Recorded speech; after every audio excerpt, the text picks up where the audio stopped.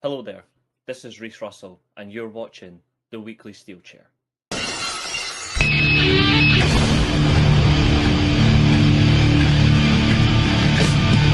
my life in the box in front of me.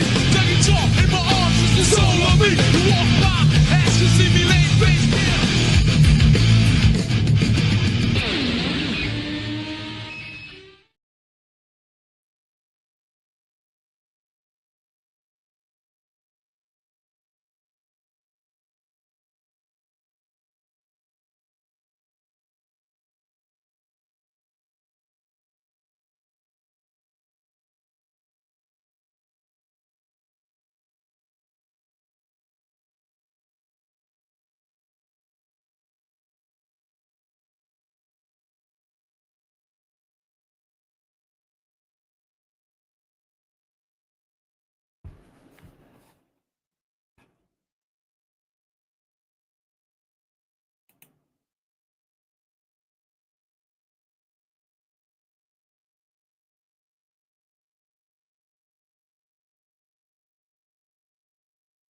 Oh, hello there.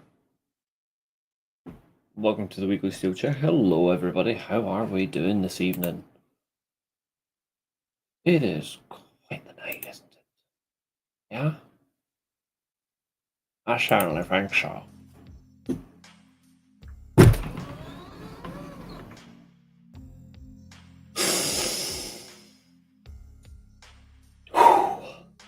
We have quite the show ahead. It can only go so far with you, the audience. That's the thing.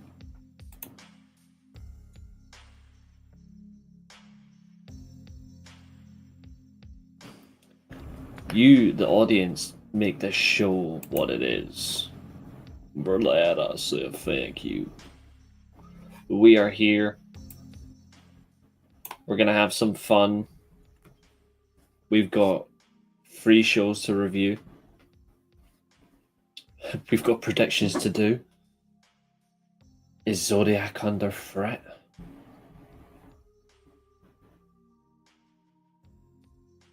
That's a big question. But the more important question is,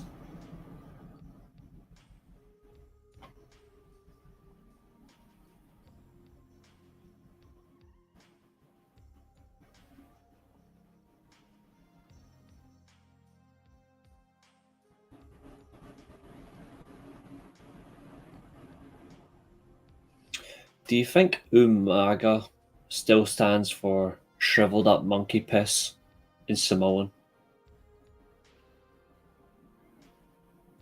Just out of curiosity.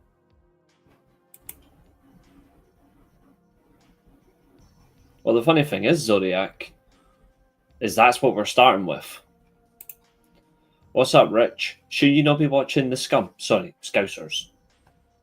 Just kidding. I seen your channel was doing a watch along. No, I've only just started.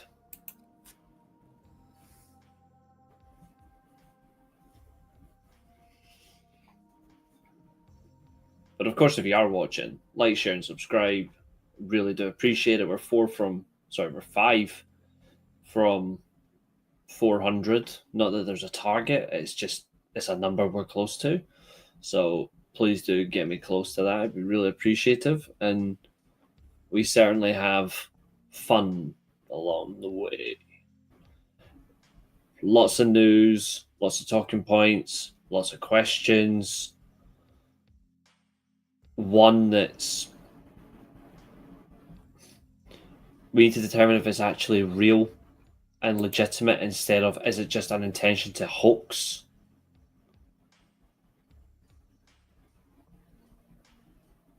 Like, I feel like there needs to be a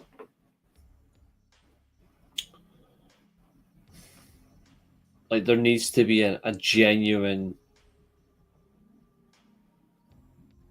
point.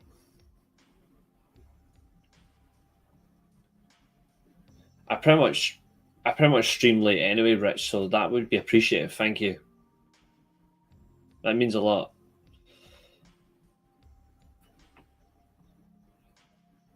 Yes, Maria, it absolutely would be stupid. And Catherine, as always, is wrong. But don't worry, we can always get her word. We can always get back on Catherine. We know how to. We know how to deal with Catherine.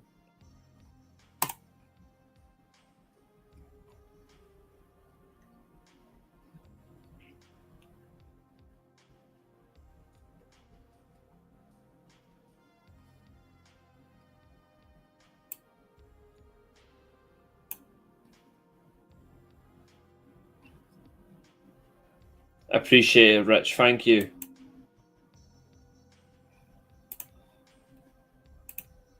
Hangman can, exactly. It would be an absolute ridiculous decision. TNA haven't been on a Wednesday night in like 20 years.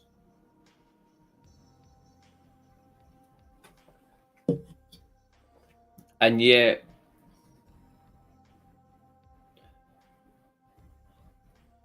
there's actually people that are advocating for TNA to do this. But here's the news flash. It's not TNA. Why do people not notice this?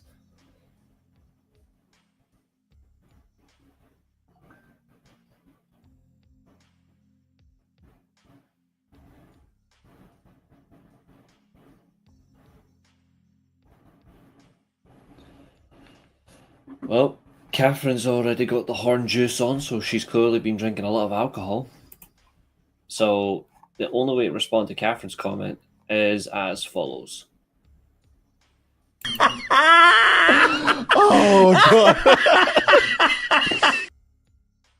You absolute horn dog, Catherine.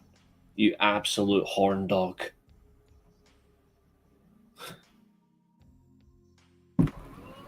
But hey, my ownership can do whatever the fuck they want, because that's how it goes. As long as you behave. I should rephrase that. NXTNA on a Wednesday night makes no sense, because that's pretty much what it's going to become. I watched the channel last night. They're quite big in the community, right? Well, they're recognizably big. And one of the guys on there is a TNA fan, right? And you can see it.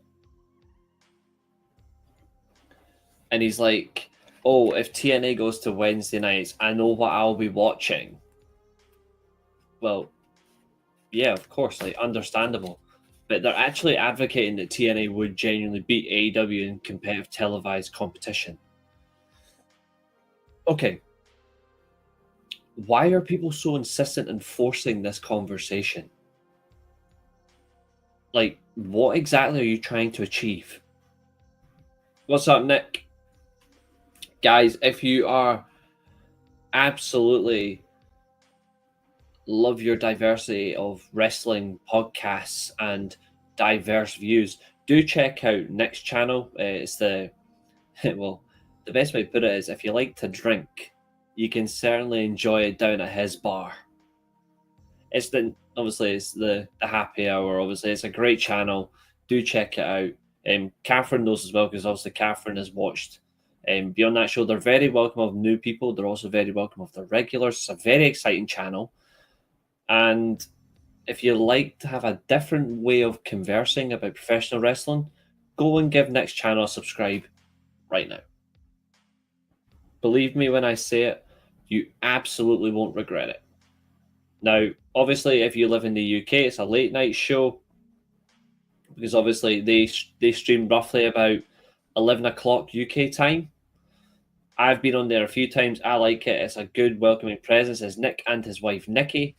You've got some really exciting regulars. One of them certainly does hate Darby Allin, but it's a fun, exciting way. I do like the hatred in some ways, because, well, to be fair, he has the new Naked Republic. But again, watch the channel and you'll see the reasons behind it. It's pure gold. It's entertaining, and it's just wrestling fans that just love wrestling. You know, it's nothing on the major. One thing you can watch as well is the one thing about Nick's channel that's really impressive. And Judge, thank you. I will get to your comments in just a second. Good to see you, fella.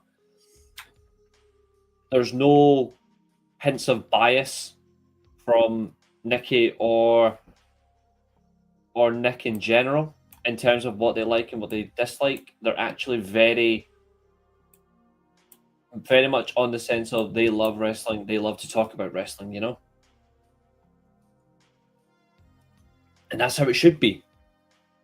Yeah, it's the return of the Premier League. I'm not watching because the team that are playing I generally despise. So naturally, I get to do much more important things, which is pro wrestling. But yes, Judge, to answer your question, do you think TNA will sell to WWE or AEW? It's definitely going to be the former, not the latter. And have you also seen? Also, do you have your Forbidden Door tickets? I am sadly not going to Forbidden Door this year. I am missing the event. I'm not going to Wembley. Reason being is I'm trying to keep my back in check because my back's always a nightmare. But also the week after Forbidden Door, I do have my driving test. So I want to be in the most pain-free, relaxed mindset. I know it's at the O2. That's what I meant, the O2. I just said Wembley because I usually go down there. The O2, I do love it. The O2 is nice. I was at O2 for Money in the Bank last year, and the atmosphere, despite watching a show that had a Jey Uso main event pin win, which was disgusting, was enjoyable. The ticket, I'm not going, but I am going to AEW Dynamite and Collision next week. It's a back-to-back double show taping, so I'm actually going to both. So I'm really looking forward to that. Judge, that's one way to pass. We're gonna get to that, Zodiac. Don't you worry. Oh, Nick, absolutely. Whenever I come to the US, I'm absolutely hitting you guys up, 100%. You're on the list. Don't you worry. I haven't got Sky Sports, so I'm not missing much. No, that's for sure. That's for sure. I may as well get to Zodiac's comment before we actually get into everything, but we'll certainly say that. Guys, I've already put a vast majority of you in the chat already on the prediction sheet for Emergence tonight. If you do want to be added to the prediction stream, just drop a check mark in the chat. I've already added several names in the chat, and I'll show you in just a minute. The only two I've not added is Nick and Judge. But if you guys want to be added in, you're more than welcome to. But Zodiac says, I'm concerned about Will Ospreay. No way he is 100% yet, and he's not going into this lights out cage. 100%, he's not 100% yet, and he's going into the lights out cage match. Just don't sound like a good idea. Why can't it be Darby versus Moxley lights out? Because I believe, no worries, Judge, we'll be here for, I'm going to say maybe 2.5, maybe close to 3 hours. 2 hours 45, just so I can be there for next show. It's Friday, it's our big prayer. I'm non-religious, but send my thoughts all the way to yourself, and obviously for big prayer, of course, I hope it's a nice one for what you pray to. And Roy Sheen, nice. Who are you going to listen to? I just want to say, hopefully, WWE bows itself for trying to. The way things are going, it could happen. Circumstances, I think, is pointless, and I'll explain why shortly. But back to Zodiac's question, why can't it be Darby versus Moxley? Because they are testing the waters for. They're testing the waters for blood and guts. That's why I'm thinking it's not Darby versus Moxley one-on-one. Class.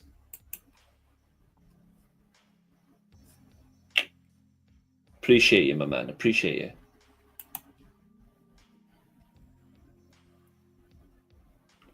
Yeah, I know what you meant, 100%. And now, that's okay. It's all right. Everyone makes a typing error. I do more than anyone, especially with dyslexia, so it's a nightmare, so I totally get it. I've heard of Motionless in White, yeah. My Spotify has songs and bands and groups that would shock you like a motherfucker.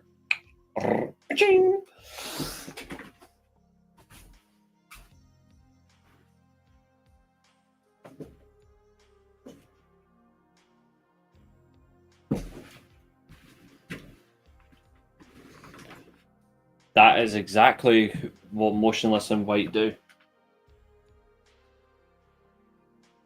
Because they're sponsored by Pepsi Max. Motionless in White are very good. Also, if you are big into your music, you might be lucky, you might not be. If you're a fan, for example, of My Chemical Romance, they are advertised for Wembley next year. That's the only place they're coming in the UK. It's ridiculous, which is mental. Like, why not come to Scotland as well? We've got a big following up here. Ace Austin is signed with AEW. Is that confirmed? He's been doing really well in Canada. Heavy Canadian scene right now. Like, getting himself back into a more focused area. MCR are dope. I love MCR. Oh, you've got to be.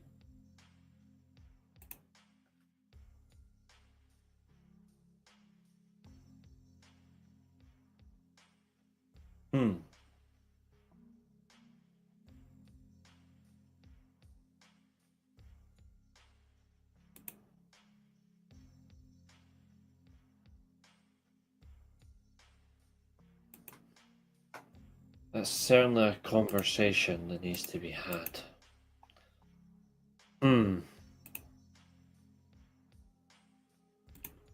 That's on my mind as well. That's something I need to figure out.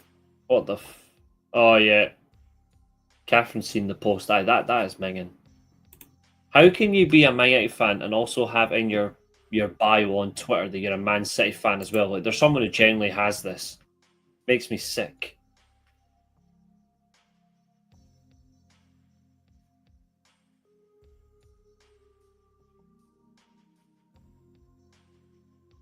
NBC's preferred choice for John Cena's final match is for it to take place on Saturday, December 13th, which means he would retire at Saturday's main event. Fuck's sake. MJF let a lot of people down. John Cena says that the current roster calls Leon France the greatest crowd in WWE history. Well, here's an idea. Don't fucking come back to the UK again then, you fucking blind bastard. Blind deaf bastard, more like. That's another thing we're going to discuss as well. I feel like that's so premature.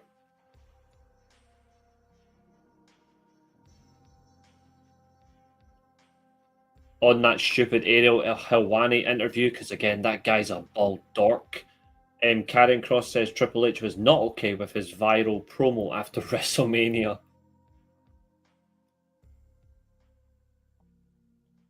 CM Punk's full schedule's been released as well. He will be August 18th on Raw.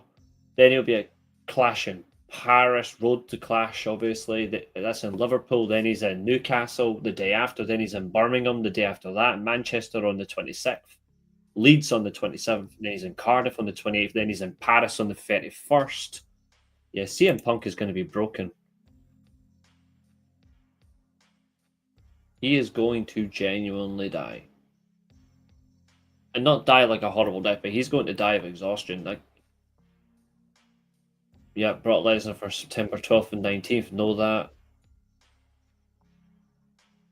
Okay. Nothing's there showing.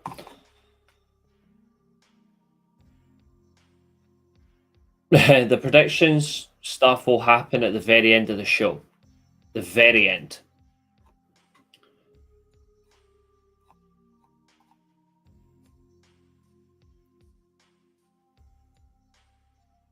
Tell me what you think of this, folks, because I feel like he's talking shit.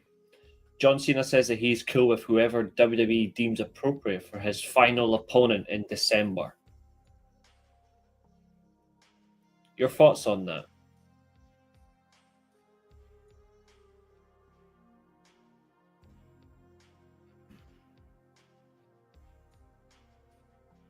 See, for a joke, just bring back Baron Corbin.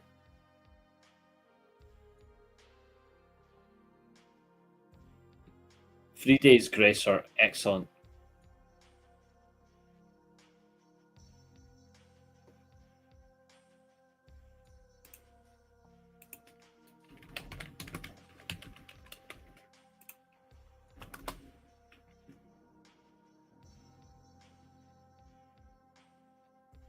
I can see that Ace Austin's actually on Collision. That got put up 3 hours ago. Fucking hell.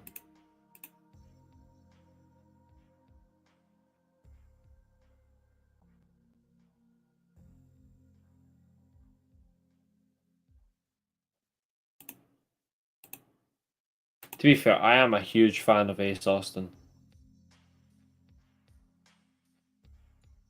The fact that he's leaving it to WWE, it says it all.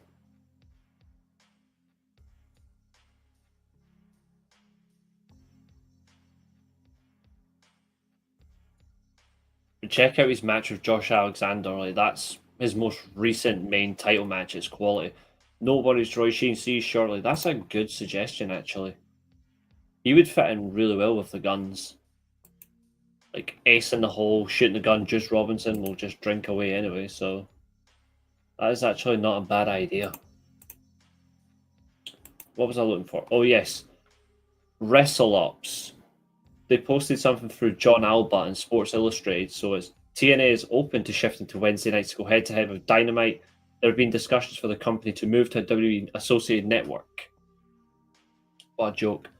At least John Cena don't bitch like, bro. Fuck. Behave, Catherine. You behave.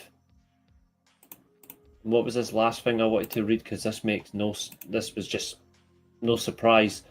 The rationale for WWE retaining the right of that first refusal on any offers for TNA is based on the expectation that potential buyers would approach the acquisition with a collaborative mindset toward WWE.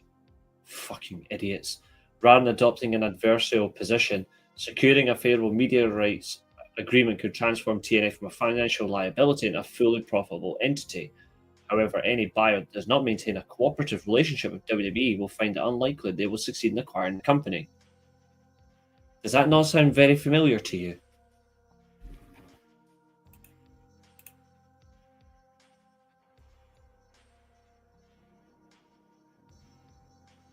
Does that not sound very, very familiar?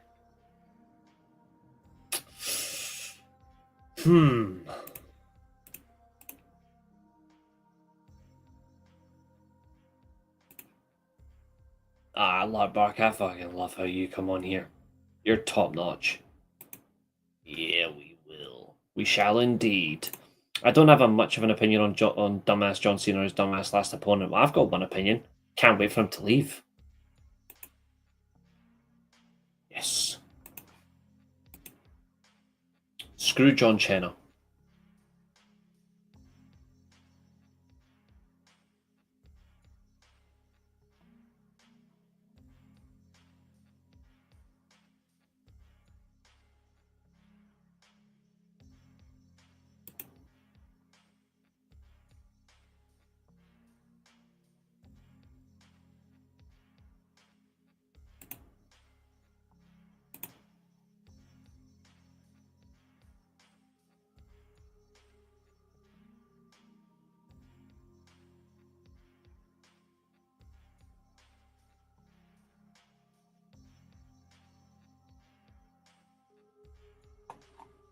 That doesn't make any sense.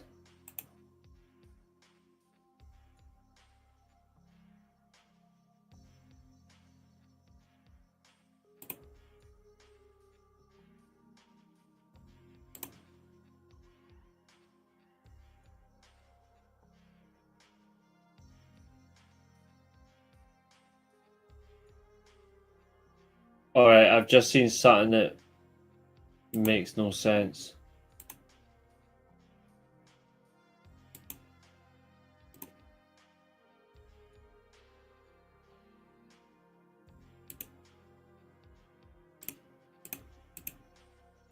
I feel like what I've just seen actually will hurt my brain.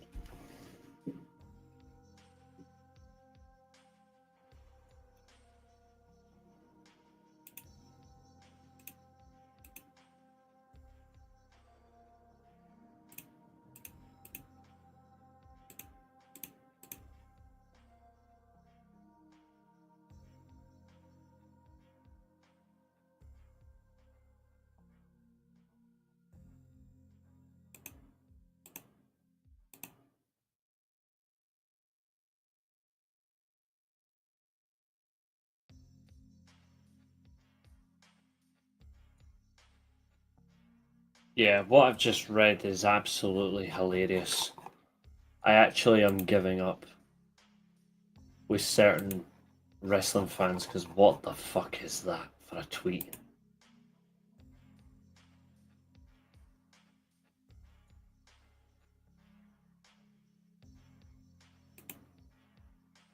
Yeah, third party.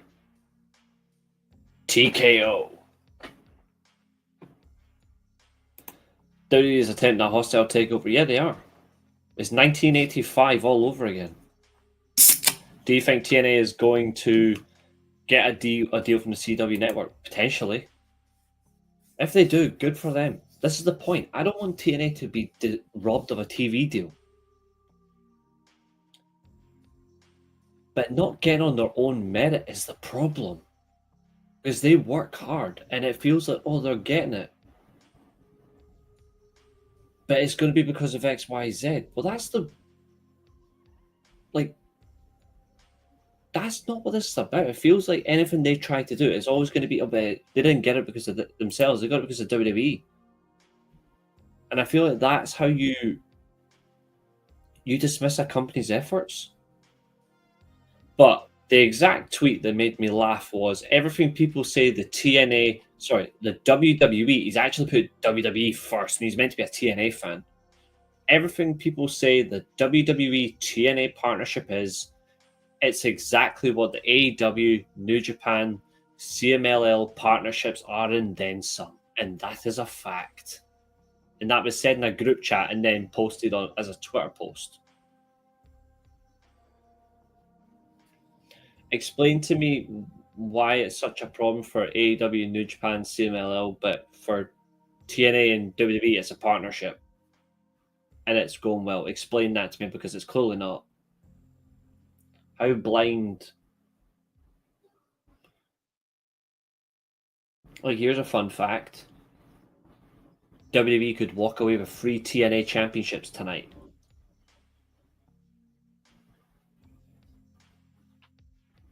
Oh, we're forgetting that part, are we? But hey, it's a good partnership. We're just discussing some news, Bleach. But I'm just reading off a really hilarious tweet that makes no sense. This person calls himself the realest Twitter account you'll ever meet. Bollocks. Not if you're tweeting something like that. That's not being a realist. That's being you're brainwashed.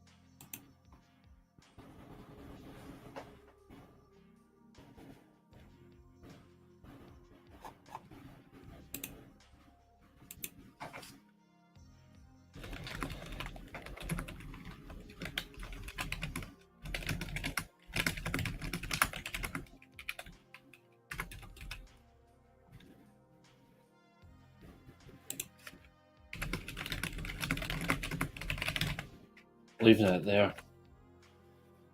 Such an easy thing to say. Like, I think people realize like how dangerous the WWE influence is on TNA. Like, they don't get it.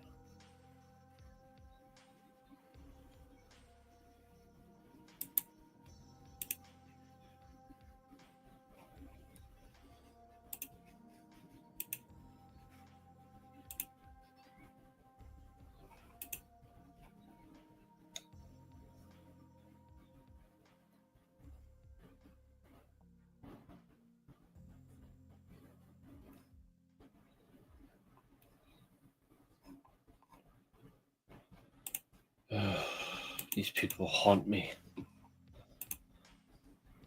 Yeah, I actually don't mind. I was very skeptical of Robert Pattinson at first over getting the role of Batman Bruce Wayne. I've actually been alright with him since.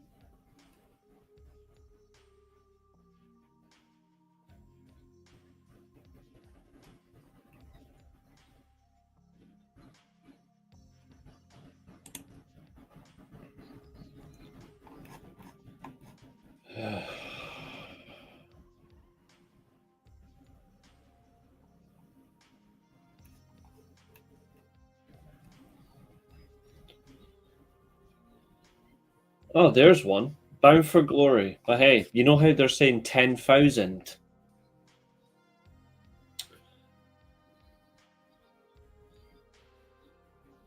Current setup is 3,785. They've distributed 2,928 tickets. 857 available. Now,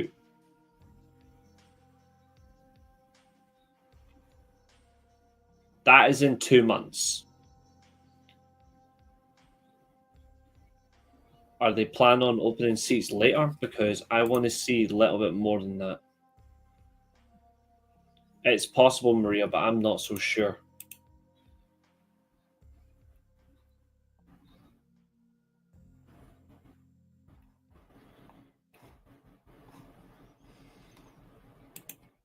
Get more seats open, for God's sake, if you want to do it.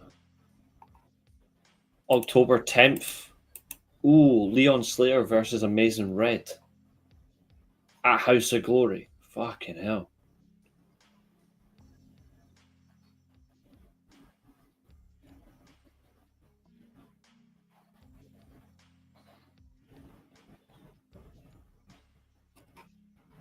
That is top tier. But MJF is not winning at Forbidden Door. Sadly, like, he's not winning.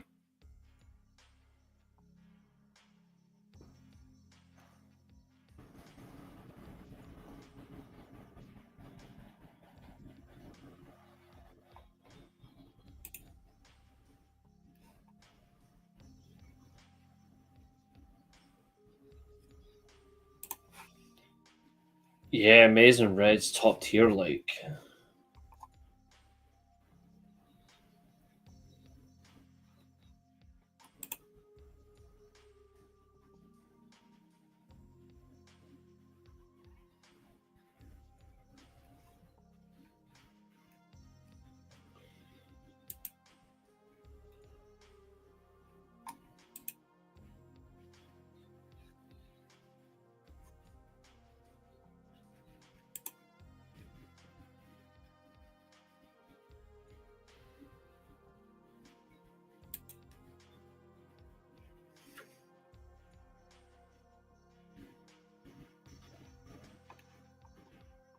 Okay, this is quite interesting.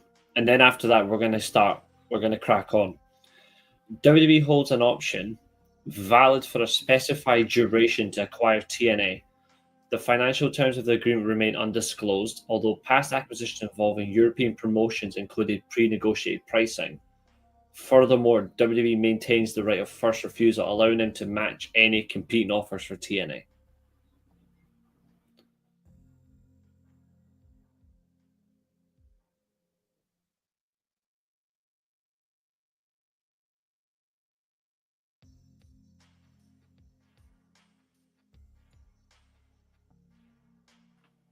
Oh dear God.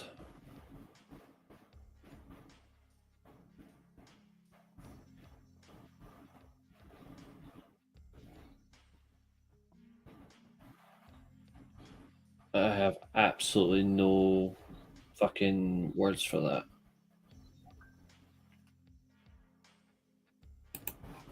He's right here, you pussy. No, he shouldn't.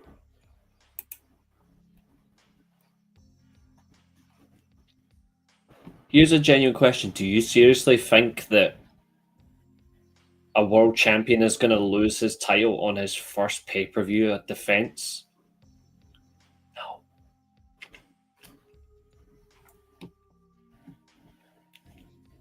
It's not happening.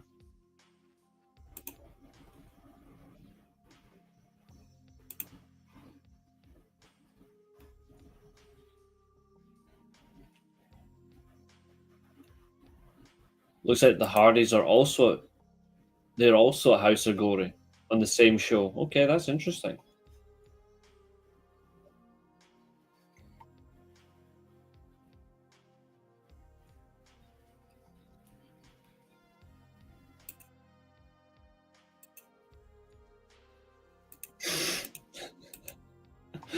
Oh, the fucking video of Monty Brown and Christian Cage popped up. What's the capital of Thailand? It's Bangkok, and he smacked him. Always fun. No, I didn't. I haven't been offered any tickets. Where are you getting that from?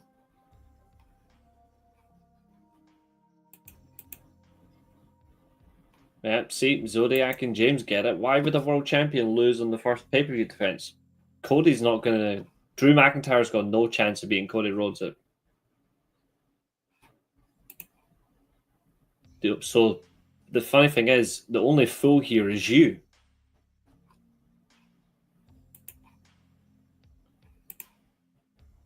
I wouldn't be so sure about that.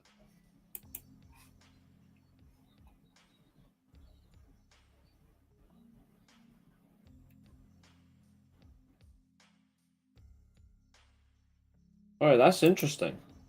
So, there's actually a website here. Well, not a website, sorry. There's a Twitter account here that confirms the sizes of Forbidden Door each time. These numbers are actually quite staggering. Very interesting.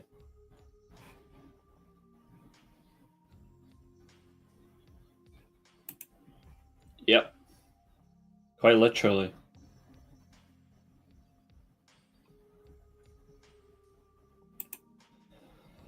Not paying for wrestling this year. 600 quid for Manchester front row.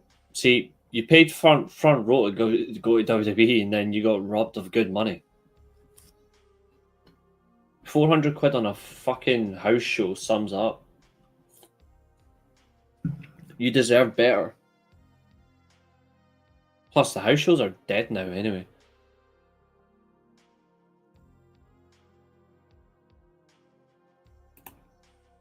I agree, Drew might finally do it. He's lost 2 at Clash of the Castle, third times might be the charm.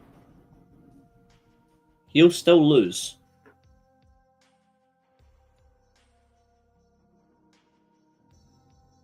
He'll still lose because considering who he's up against.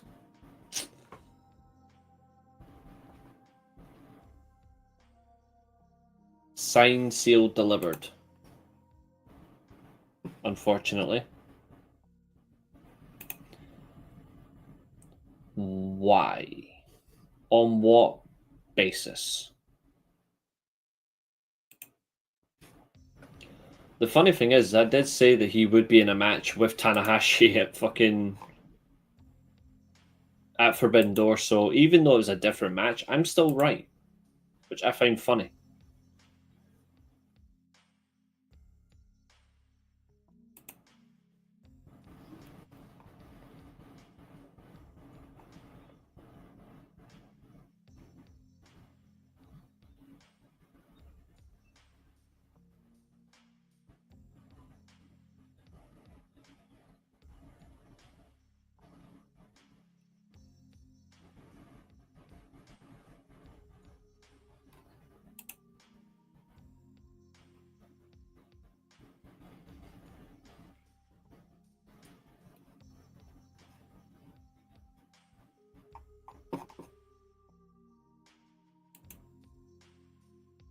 Dear God, that is the worst thing I've ever seen.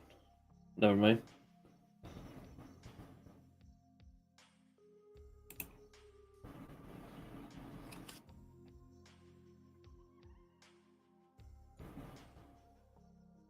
So he is now something else to you because he did what a babyface does?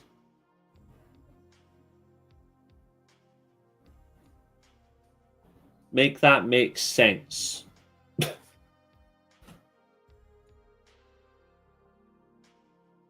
Oh my God. September 4th, Zilla Fatu will have a rematch against Bully Ray. Fuck me, why is that absolute prick still allowed in wrestling? Drew's getting... Yeah, absolutely. 100%.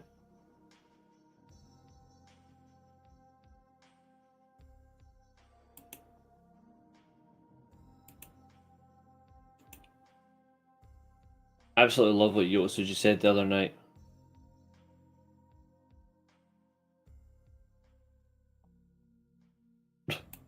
Hello to you as well. Wow.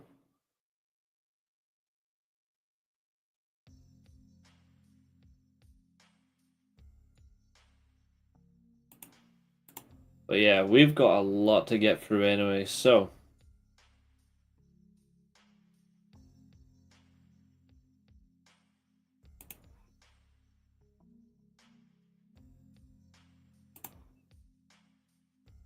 So he's bringing people in to deal with the situation.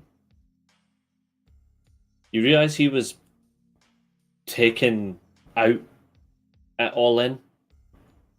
He was already part of the situation. So he actually is part of the story. Like, you're actually... This is the funny thing. You're actually missing key comprehensions of the story. He's part of it.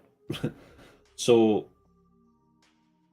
he isn't just sticking his nose in. He's a fundamental part.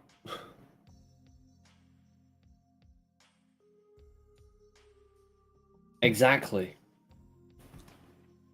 Like, this is another key point.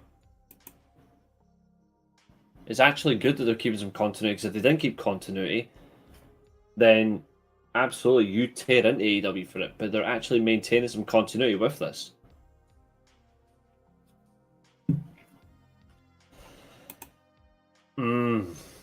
That's the thing.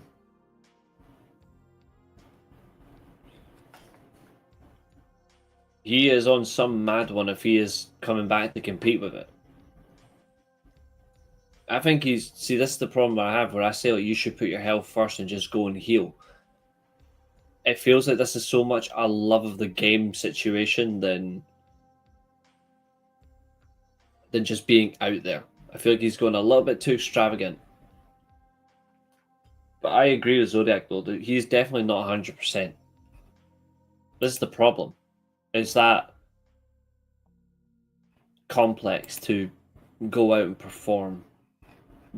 All of them have the same issue. All of them do this.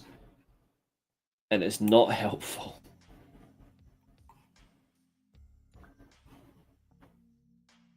But what is helpful... Oh, God. Because that man never gets injured. He just fakes them. What's up, Abu? This is similar to... The cage match setting they're doing is similar to what happens in New Japan. That's basically what it is.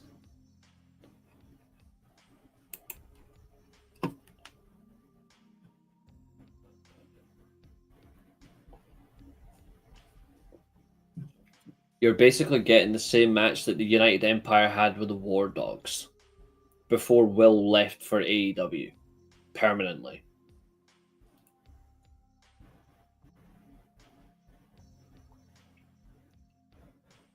The problem with being a babyface nowadays is fan mentality. A fan doesn't react as much to a babyface as well as a heel these days. A heel gets far better reactions than a babyface.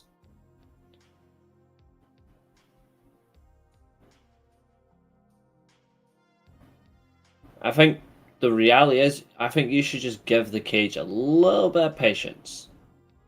Just like I told you about Kyle Fletcher. Don't rush it, but wait and see. It's only going to be 4 each on either side. It's only going to be a 4-on-4. It wouldn't surprise me if you've got a very large ring. Remember, it's at the O2. They'll have space for it. How they balance it, though, is where's the real question. Which I'm eager to find out, you know? So, we'll see.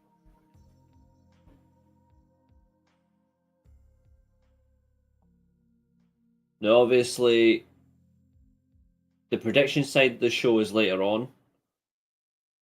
I'll be watching that because I am absolutely not watching SmackDown. I think it'll be 4-on-4. I don't think it'll. I think if 5-on-5 will remove enjoyment. I think if you go 5-on-5, then it'll become difficult.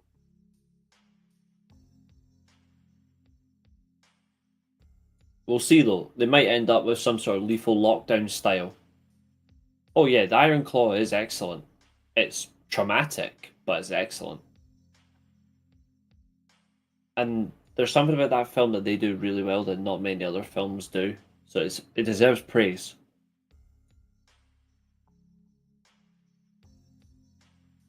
I think Wheeler should just be dropped from professional wrestling in general, and it'll be Team Ospreay, not Team Darby.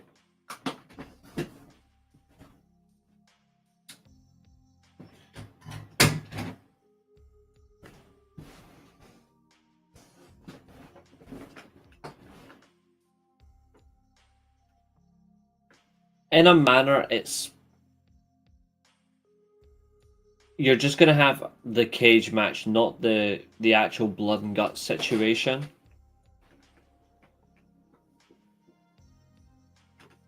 You're splitting the two. You're splitting the two separately.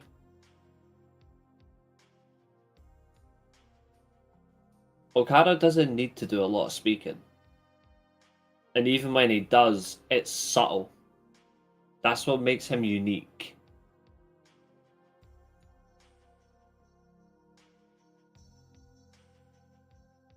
The reality is, Iron Claw is.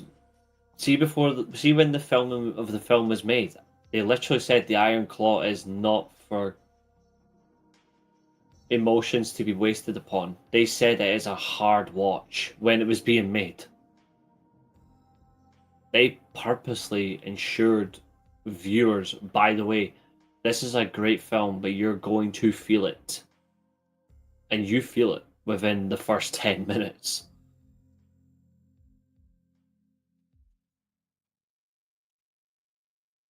No, it's not an easy watch. The hardest part of the whole film is the very end.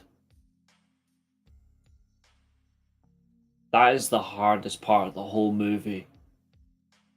The boat ride to heaven. Especially because the best one is the one taking the final shot. The most famous member of the entire family is the hardest part to watch. But Kevin's story is such a breakdown that it's great to see he makes a true recovery.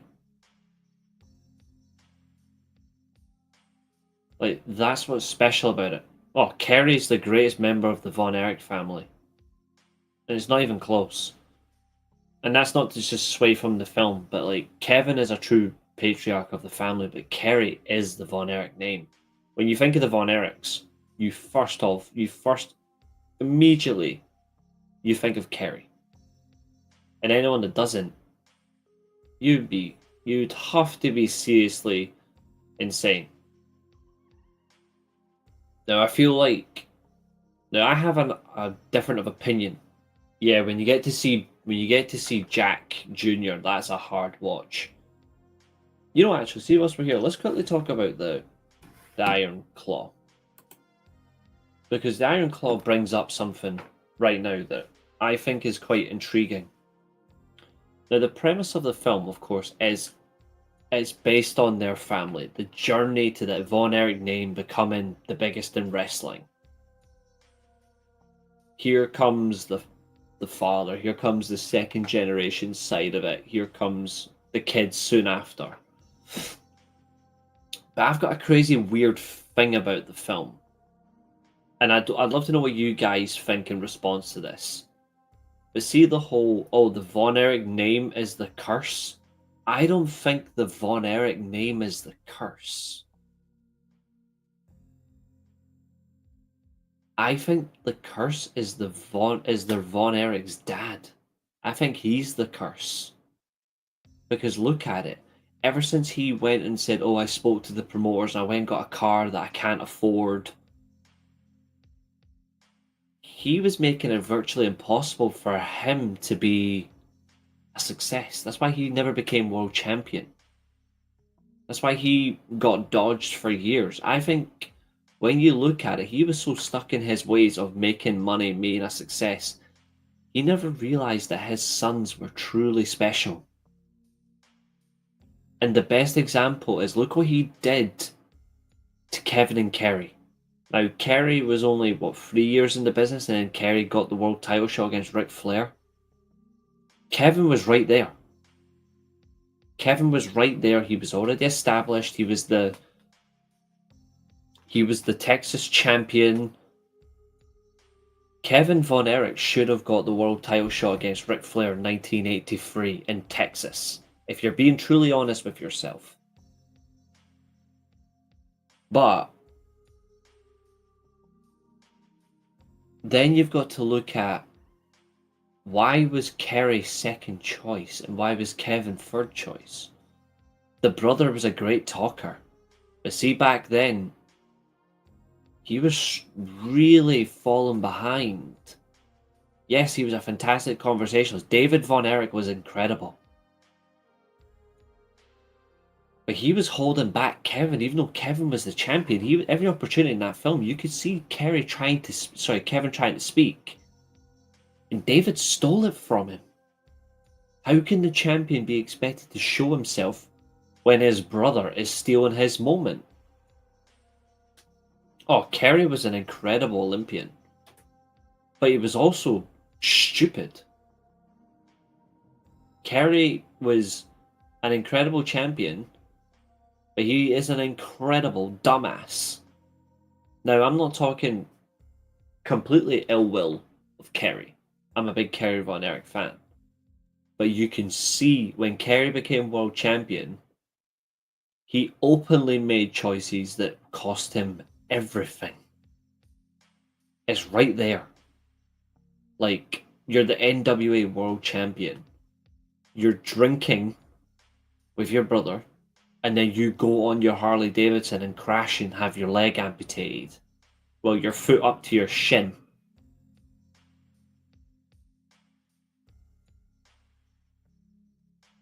Like, you can see crystal clear. Kerry Von Erich was a star, but he was completely stupid.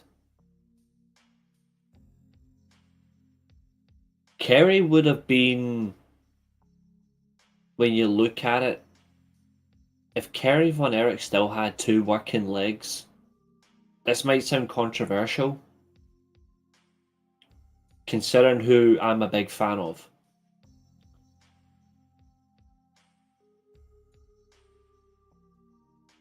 If Kerry Von Erich never had his leg amputated, Kerry Von Erich becomes the face of the new generation. Even though he was part of the golden era.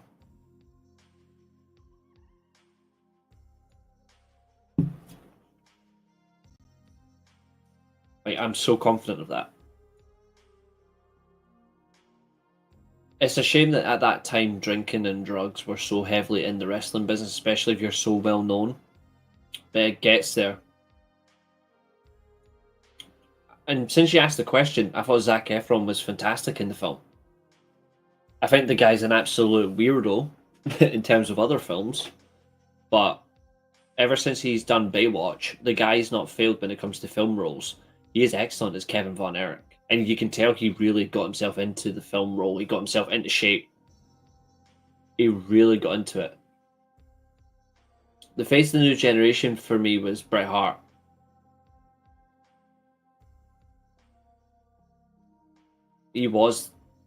Bret Hart was the face of the new generation for me. Bret Hart, like Shawn Michaels, isn't the face of the new generation. I actually would go one further and say Shawn Michaels actually is a face of a different generation. Kerry vs. Perfect was incredibly good. I loved their feud together. That was wrestling done properly.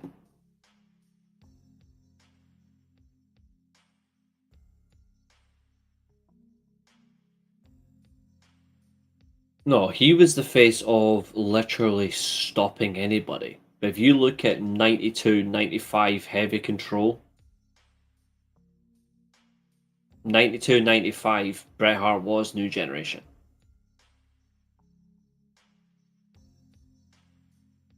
Oh, me too, Abu. Fernando, yeah. I'm open and I'm honest.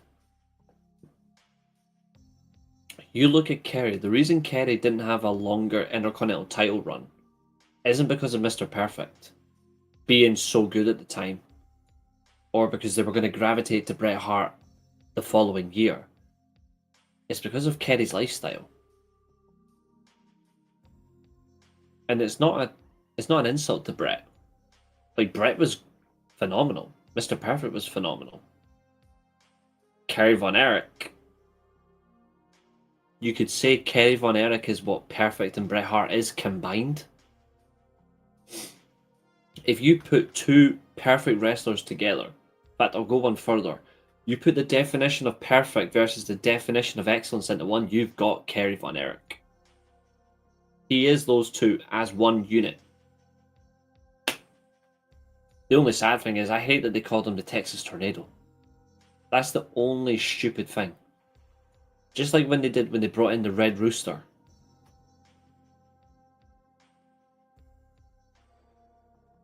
Oh, that was such a bad thing they did to Barry Windham. That was a horrible thing. Larbark, you are absolutely spot on, my friend. Self-destructive tendencies. The industry was up. It was so recommended for stupidity. Yeah, Shawn Michaels was heavily favoured by Vince because of the stupidity of the clique. But they weren't the face. Yeah, the Warrior name was taken, but he didn't need to be called Warrior. He could have just been retained as Kerry Von Erich. Everyone knew his name.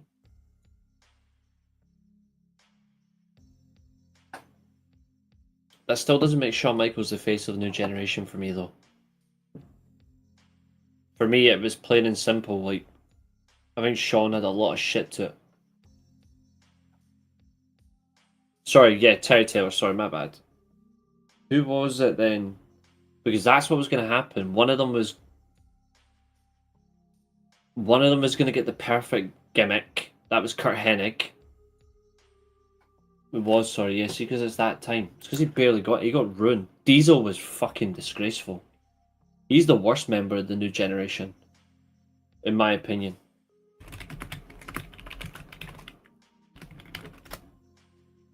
Yes, my mistake. Yeah, Terry Taylor, that's my fault. Wait, hold on. He turned 73 days ago? Wow. But yeah, Terry Taylor. Cheers for that, Billy. See, because I haven't heard his name in so long. But I do, at least I know this. Terry Taylor was actually... He was actually the favourite to get the Mr. Perfect gimmick. But then they gave it to Kurt, and then he was given the Red Rooster gimmick. I don't understand why they would give him that gimmick. What does Shawn Michaels see in Diesel? Big guy that would protect them. That's it, like. He was an absolute fucking joke.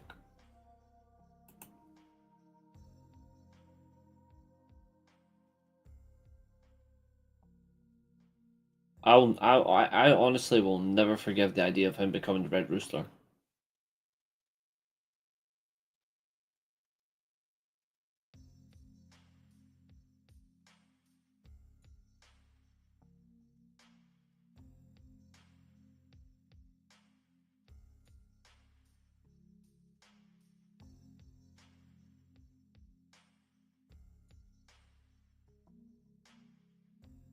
Oh yeah, 100%. Like, Diesel versus Taker is actually a good match.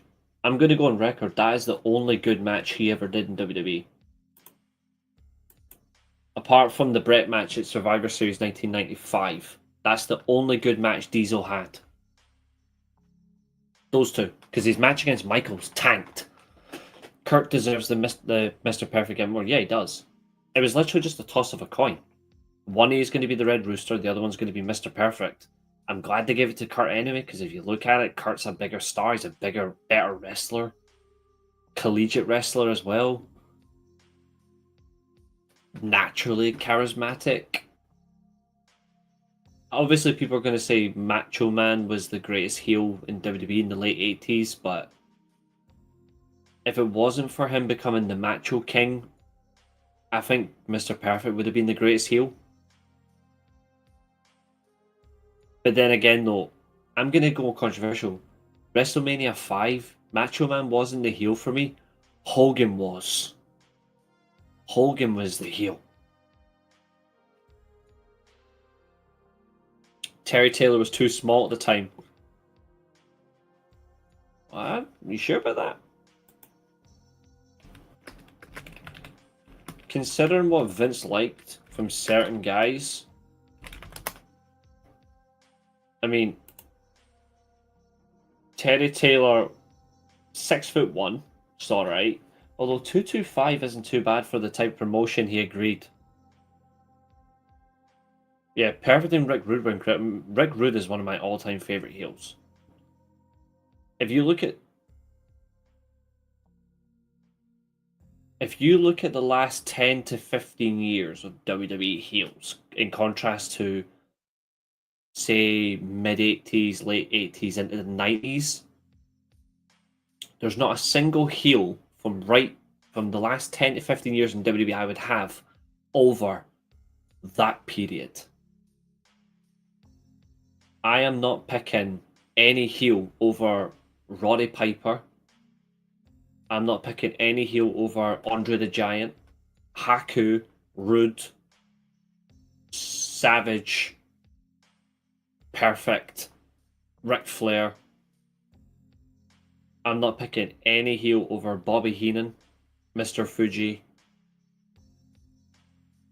Like, none of them. And I'm not taking any heel over Yokozuna either. Even Ted DiBiase, I am not taking a single heel over him.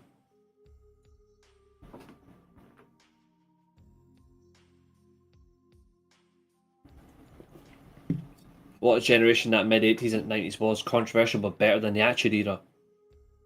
In terms of the talent, the only thing that stopped them was the Attitude Era actually allowed them to be more expressive. I think that's the only thing. The difference of how they were allowed to be used. Like, look at Jimmy Hart with the Honky Tonk Man. He went downhill the minute he aligned with Hogan. The minute he joined Hogan, Jimmy Hart was a fucking afterthought. He was a waste. Oh, I just thought of another great heel from that period. Greg the Hammer Valentine. One of the best Intercontinental Champions you'll ever see. Yeah, absolutely, Billy. I'm not going to deny that. I'm not arguing with you in the slightest. I'm saying where the pros and cons are to different eras. But yeah, if you look at it, the last 10 to 15 years, you could maybe say some baby faces could rival some of the 80s and 90s. Like that period I've just described for my heels. But there's not a single heel in the current era from 2010 onwards to now in WWE that comes close to the, say, 1984 to 1993, 94 WWE heels. None. You can try, but it's not possible. Even Owen Hart, like if you want to go as far as 94, Owen Hart was a great heel. Sid Vicious at the time, he was top tier.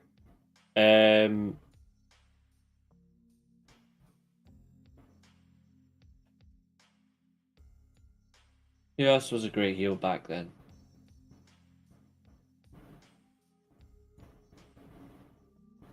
Actually, to be fair, Shawn Michaels, Razor Ramon, they were great heels. The Undertaker was a great heel. Sergeant Slaughter, the Iron Sheik. Like, they were genuinely top heels.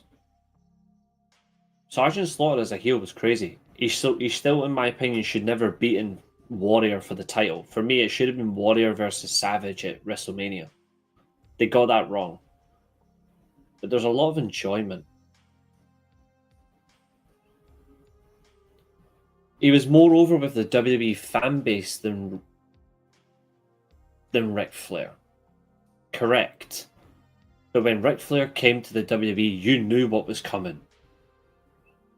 The DiBiase was a great heel. He's a fucking arsehole of a human. I'll be Burns in hell. But he was a great, great heel. And I overrate Yokozuna? No, I don't. Paul Orndorff was a wonderful heel. Jesse Ventura was just the most truthful man at the time. Hogan just backstabbed him. No surprise. But in terms of overrating Yokozuna, I don't. Because if you look at what I said, I never said Yokozuna was the best heel. I'm just saying I would have him in that period. Like, there's not a single heel to this day I would have over Yokozuna. In terms of big man heel. That's totally different. If you ask me to put all the heels in order, major difference. Oh, I brought up Piper earlier on, man. He's quality.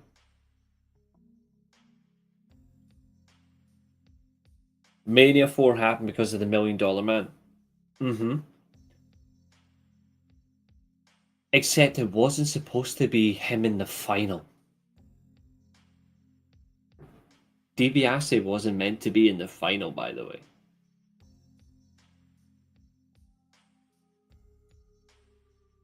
But I'm glad they put him in the final. Because it was the right choice.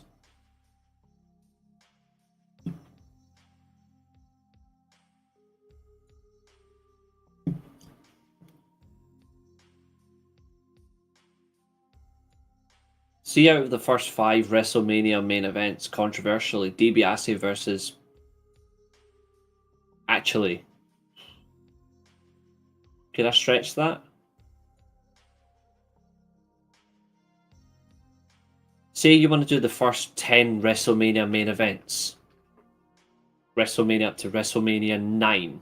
1, 2, 3, 4, 5, 6, 7, 8, 9. Well, 10. If you put WrestleMania up to WrestleMania 10 in terms of best main events, in my opinion, Savage versus DiBiase is the best main event. Now, the most recognized, obviously, is Hogan versus Andre. And then you would say Hogan versus Warrior. But for me, the best main event, working main event to watch, it's that.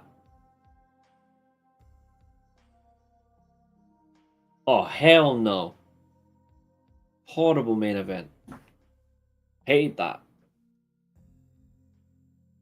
The Barber Beefcake had no business beating Mr. Perfect in Mania 6. Actually, he did. I think, here's the controversial take. If Mr. Perfect had won at WrestleMania, I think the switch happens. And I think Beefcake wins the Intercontinental title, not Perfect. I think they would have switched it. I think, because look at what happened. After that event, Beefcake, he went down a bit, whereas Perfect, he got excitement. He got a brilliant run. What do I think of Bockwinkel? Brilliant wrestler, brilliant heel, a true champion. He just gets it. Mania 6 was Hogan Warrior at Skydome. Mania 7 was Hogan versus Slaughter.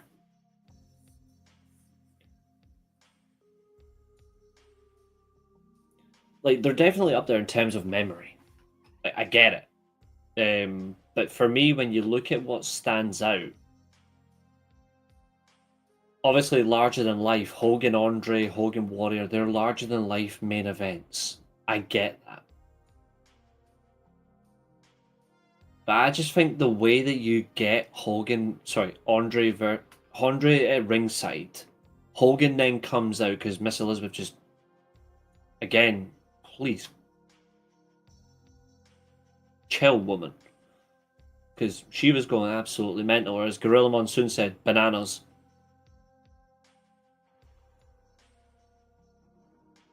But in terms of like the in-ring action between DiBiase and Savage, they told a brilliant story, which was really good.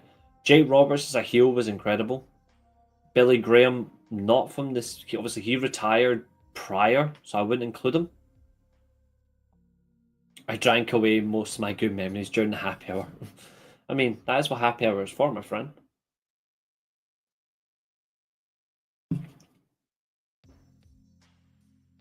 Jake Roberts was a heel that many people couldn't understand at first, and then when you really understood him, that's what made him special. I actually think WWE made a massive mistake with Roberts. And this is my controversial take.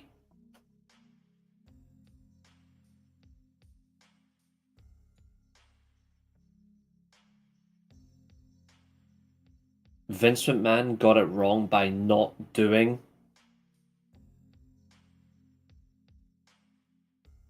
Steamboat versus Roberts.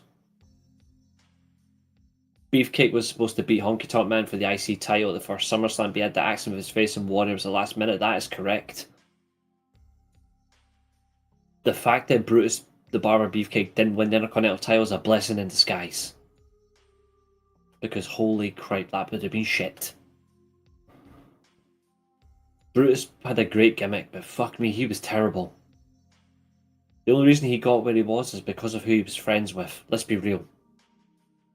He was a shit wrestler. Horrible. If it wasn't for fucking Bruce Pritchard being more pink than Mr. Blobby on holiday, Brutus Beefcake would have been the most pink wrestler in WWE history.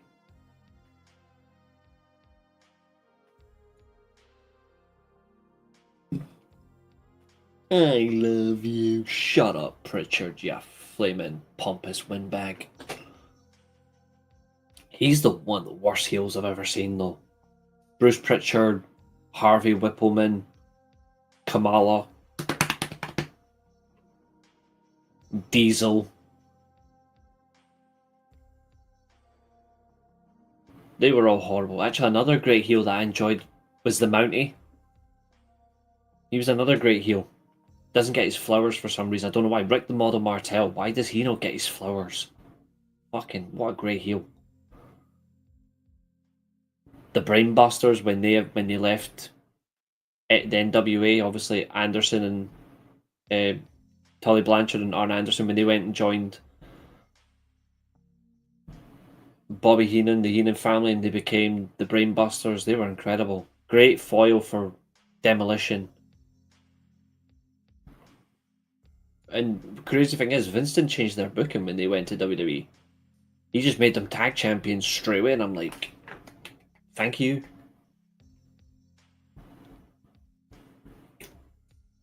But I like that we're nearly an hour and a quarter in, and we love to divert these conversations so well, but let's get to where we're really here for.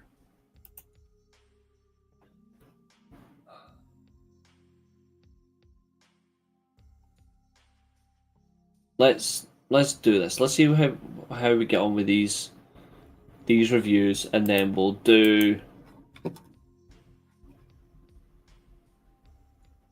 the prediction show.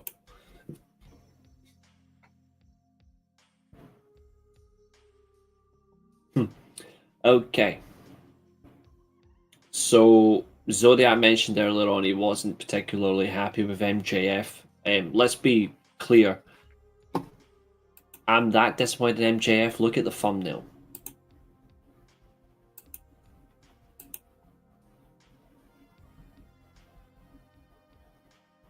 I'm that disappointed that I took his downward face when he was upset. The fool.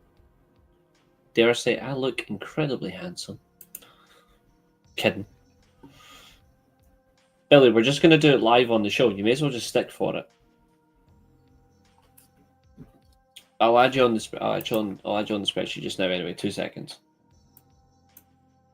So I need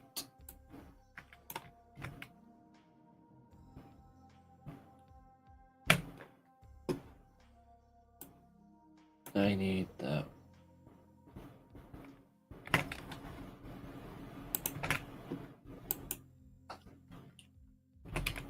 He's definitely not winning. Trust me.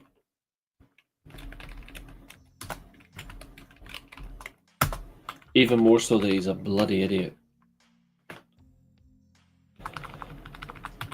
There's an event on tonight, Abel, but we'll discuss it shortly. Anyway, Judge, we've been sitting talking for the past half an hour, 35 minutes. We've been talking about the Iron Claw, great heels from the time period, what impact they'd have, top baby faces, who would have done better if there wasn't any issues. We basically sat and talked about that for like the past 35 minutes, so you've not missed much. Catherine, you really need to get hosed down by someone.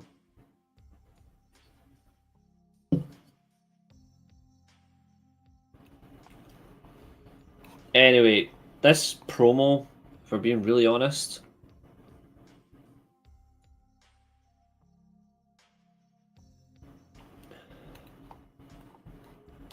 you've got to be unbiased here, which is not possible for some people in the chat. Catherine, the best part of this promo was Hangman Page. MJF was the weak link in this promo. I'm sorry, but it's true. If you look at it, his delivery was off. His timing was subpar. And he actually did not respond well to Hangman's quick fire statements. It was actually weak from the so-called generational talent. For the same person who quintessentially kept referring to himself as how he was growing up, just a little Jew boy, he was getting bullied like he was a twig. He got stomped on. Like, this is a guy who used his own religion to get ahead in terms of promos. I didn't hear anything in this way in terms of trying to get ahead. If you're being really honest, MJF got fucking mugged. And I would love to know what the fuck is going on with him, because last week his promo was outstanding. This week it looked like he just came up, had a quick, and then jogged on. Not him. That's for sure. As much as I would like to say he did, I just can't give it to him.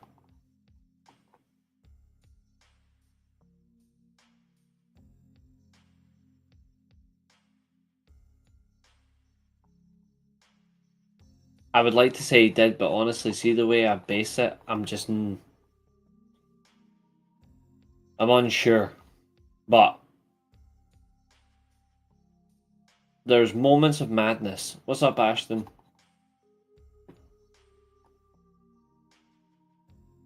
I thought the parking lot situation was good, though. I won't deny it. I thought the use of the parking lot was good. That's 2 weeks in a row the parking lot has been instrumental in moments.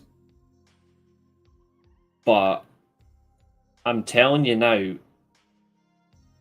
and I'm not gonna twist my words on this, MJF can win the fight side of it, but he should not be winning that one. If you really deep it, MJF should be winning. No worries, mate. Catch you later. Well, if you send it in the morning, I can't add your predictions because the show's tonight. But it's on at the same time as SmackDown, so you'll need to send me it tonight. If you really deep it, MJF realistically should be, even though he's a good wrestler, he should be smoking Hangman when it comes to a promo battle. And when it comes to a physical altercation, Hangman should be so far ahead of MJF. No, not Forbidden Door. That's not the event we're covering. It's TNA Emergence. Forbidden Door is next Sunday.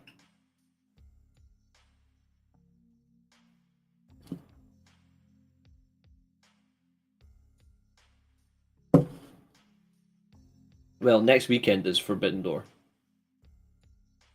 But yeah, so this seemed like I'll win the opposite and then I'll see how much I can do. And it goes against the excitement of Hangman versus MJF. But what I will say, what's up, Roishin?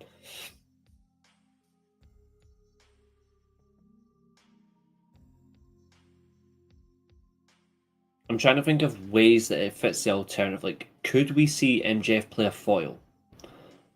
Because I have a feeling that contract has not been cashed in.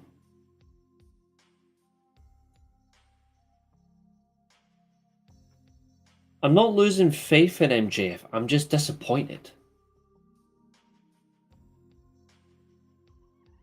For me, his lack of consistency is what holds him back. If he maintains consistency, he's right up there. It's right there, you know? I got an inch. I'm trying to figure out what Maria's trying to say.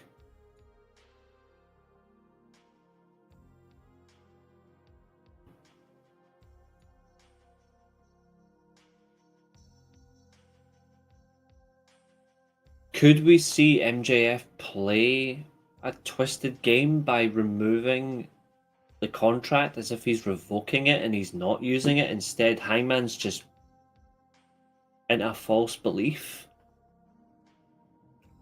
That's another thing.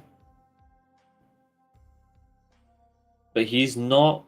I don't think they're going to have Hangman lose a title at the first defense. Like, first pay per view defense, anyway.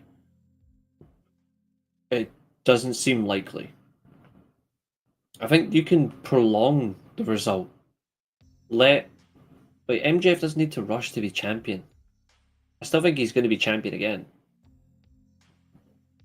I feel like if you need to rush to put him champion, then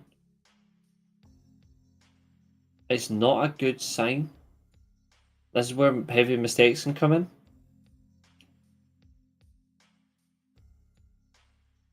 Yeah, it's like a small possibility. Like, say, like a 5% chance.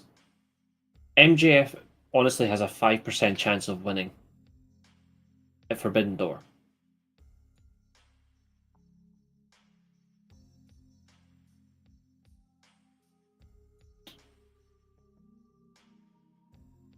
I will praise MJF for one thing, though, and I think this is something that doesn't get talked about a lot.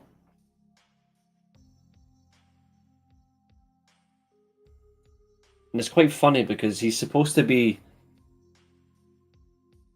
His mentor is supposed to be fucking Cody Rhodes. Ironically.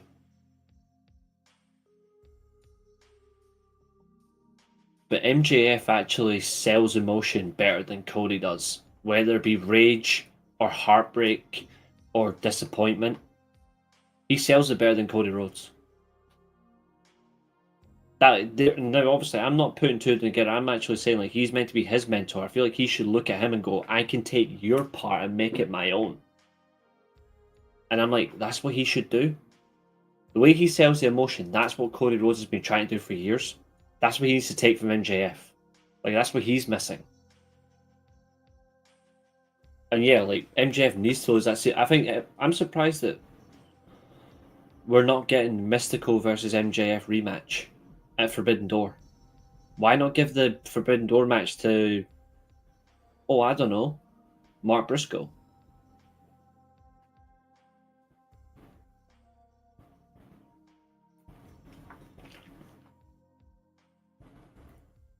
Like, it's really bizarre.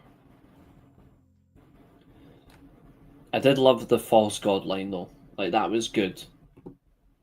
But calling him an edgelord B-level movie incel villain was...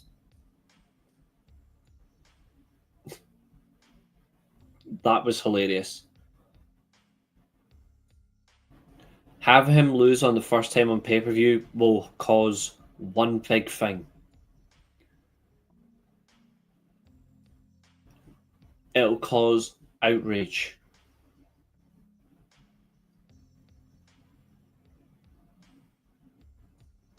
Nice one, Zodiac. Collision is supposed to be very good on Saturday. If Daniel Garcia wins the Fatal 4-Way, then it won't be a good show.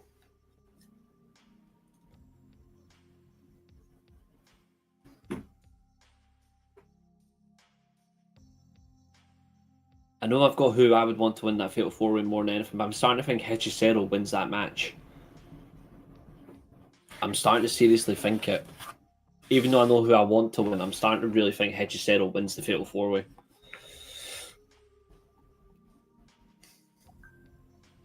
He is so shit, Bleach. He's honestly the... See if he wasn't... He's right up there for me with Orange Cassidy for people I would love to kick out of wrestling.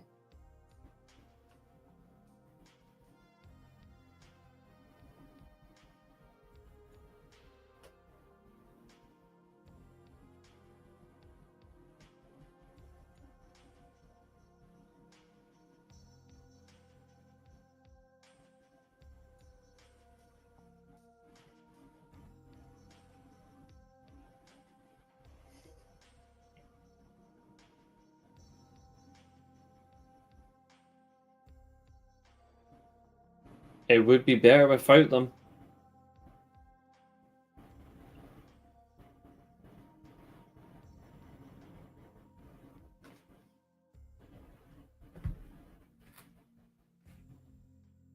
Daniel Garcia used to mean something.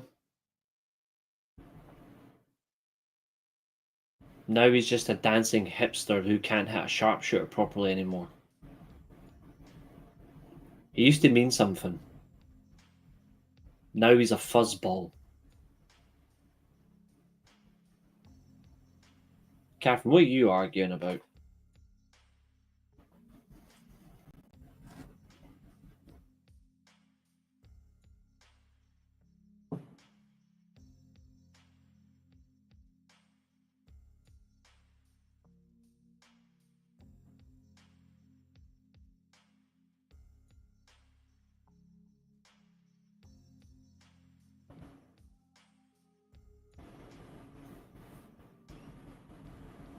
If he wants to take his job more seriously, then he should, but he doesn't.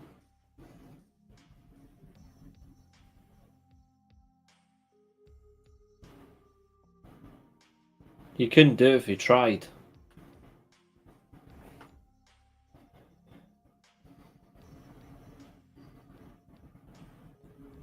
I think he certainly was trying, the same way that MJF kept calling him Seabiscuit. I feel like both of them were just trying anything, but it wasn't really working. Like, it was really poor.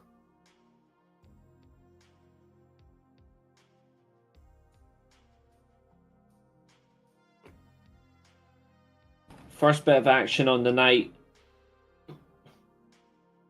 This was a decent matchup. It's Kevin Knight versus John Moxley. I actually thought this match was quite decent.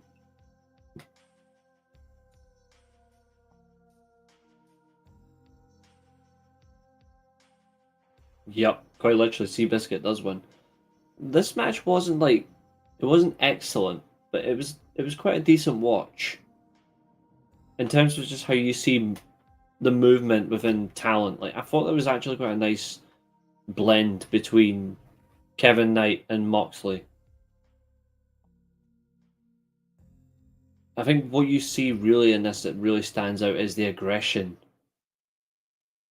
from Moxley. I feel like it was just like a little bit of renewed violence and renewed energy.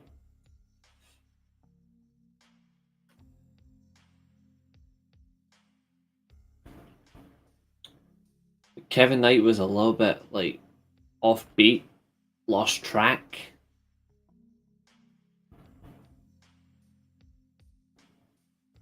It felt like a twist in the table in a way.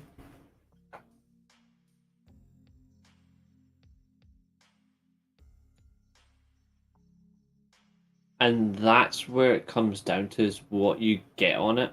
I feel they let him down. I thought it was quite good though. Moxley does win with his with the sleeper hold, which is, again, vital. Oh, that's good. The wrestling equivalent of the emo Justin Bieber, Wheeler Yuta, gets involved with Marina Shafir. They beat down Kevin Knight and Mike Bailey, and then obviously out comes Darby Allin, to which point the returning Will Ospreay appears.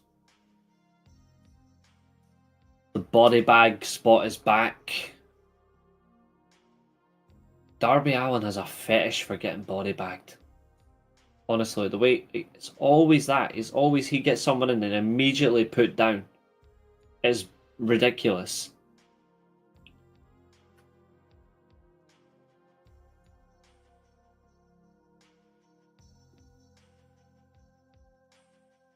Coming out in his Crystal Palace gate, or his Crystal Palace equivalent of his pro wrestling gear, Will Ospreay challenges the Deaf Schmucks, the Deaf Riders,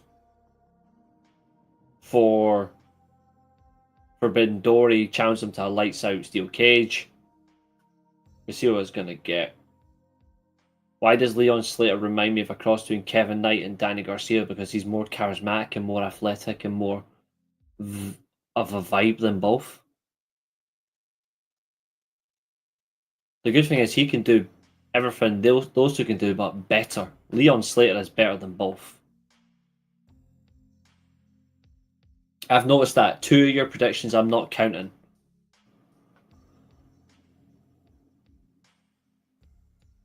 Yeah, it would have been more effective, Zodiac, I agree.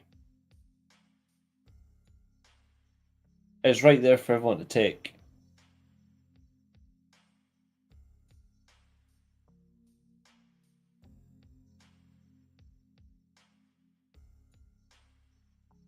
It's quite interesting that we're going to get a sit down between Mox and Will next week.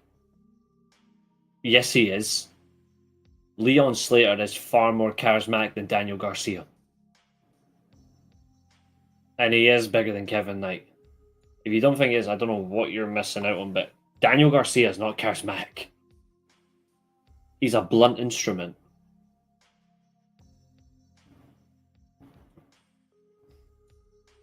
Of course, Tony Schiavone, because he's the voice of TNT.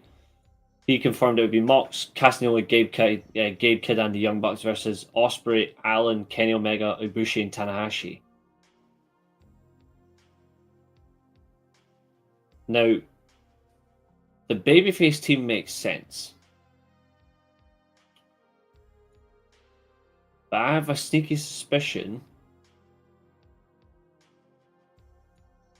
Yeah, he was the TNT champion. He's the worst TNT champion of all time. And that dance is terrible. That dance is what stopped him from being taken seriously by anybody.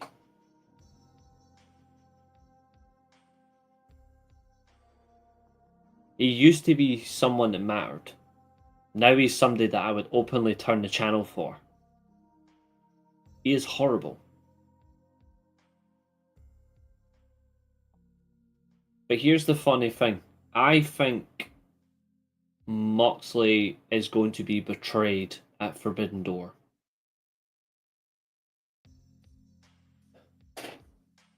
You can love it, but if he ever danced like that in front of me, I would genuinely break his legs. I would break both legs if he danced like that in front of me. I have no sympathy for Daniel Garcia. I wish he got a much more harder pile driver from the top rope. Basically, James, yes. Except he doesn't take drugs. I'll give him that. Daniel Garcia at least doesn't take drugs that we know of. Or has DUIs. But yeah, I'll be surprised if they do it. I got a sneaky suspicion that Gabe Kidd might turn on Mox.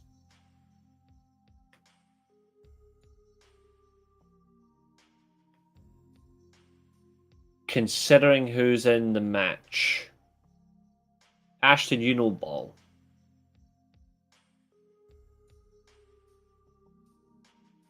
That's a shame, Bleach. That's a shame. You deserve better. Because I would rather have someone like Mina Shirakawa dance in front of me. You know, a genuine, exciting dancer than Daniel Garcia. There's no way Gabe Kidd doesn't not have any turn against Tanahashi. It makes no sense. Like, that seems really bizarre to me. I feel like Gabe Kidd will turn on them, especially because the Bucks are involved. And I hope they do it. I hope Gabe Kidd does and just leaves. He's like, fuck this, I can't be arsed. It should be Gabe Kidd versus Takeshita at Forbidden Door.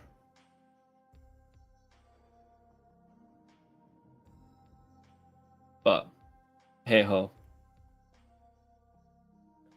She loves her wigs and she loves collecting belts. It's Mercedes Moné, Thekla, and Sky Blue again. Oh, an excellent entrance. Versus Alex Windsor, Queen Aminata, and Willow.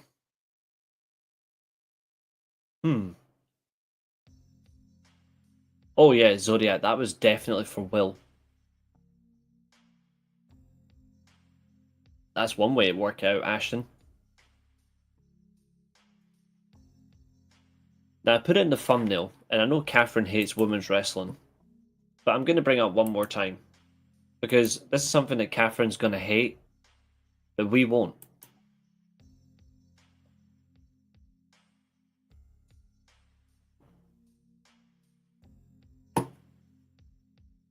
The women's division are heating up, and rightly so. They are. They're being a featured part of the show now, like heavy feature. Matches with segments in between matches, matches in between segments, like more featured brawls, more exclusive promos.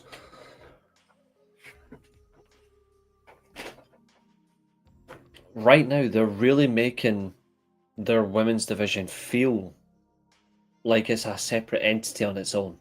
And it's really good to see.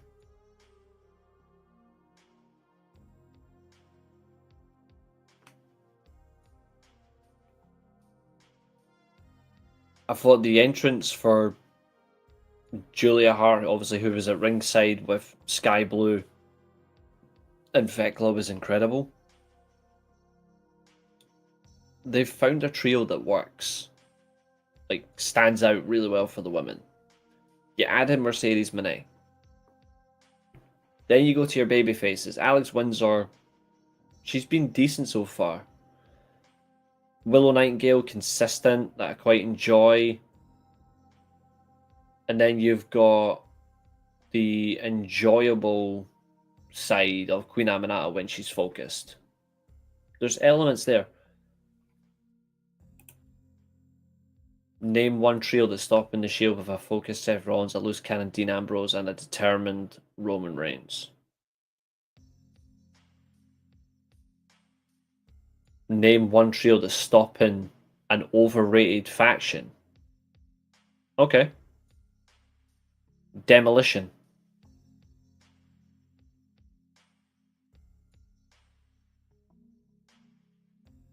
Yeah, Rock, Undertaker, and Kane were a trio. If you want another easy one, Angle, Edge, and Christian. Like, plain and simple. See the Shield. They weren't that good a faction. They weren't that good. I think people overhype them as a faction. Oh, they're the greatest faction in WWE history. No, they're not. They're the greatest trio. No, they're not. Demolition or Road Warriors? Road Warriors. But I like Demolition. I like both tag teams, but it's definitely the Road Warriors. To be honest, Tully Blanchard and Anderson beat the Shield on their own anyway in a 3-on-2.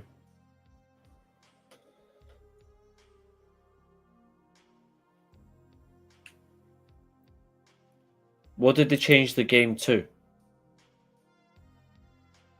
They They realistically didn't. All they did was bring three people together dressed like army, so like SWAT guys, like, oh, here we go, let's do this. Let's be real, nobody took Seth Rollins seriously on the main roster until he turned heel. Dean Ambrose was wasted in the Shield the first time round, and you can go back and look. And if you go back and look at Roman Reigns,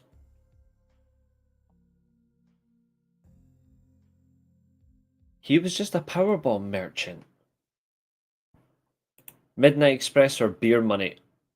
Midnight Express were an incredible tag team, but Beer Money every time for me. Every time. You know who changed the game if you want a trio? The Wyatt family are better than anything the Shield did as a team.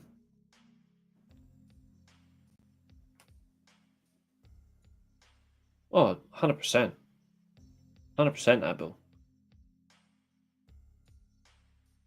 They stood for justice, beating up everybody, but they didn't stand up for justice when CM Punk was against it. He was the opposite, so it doesn't really stand out. It doesn't actually fit in.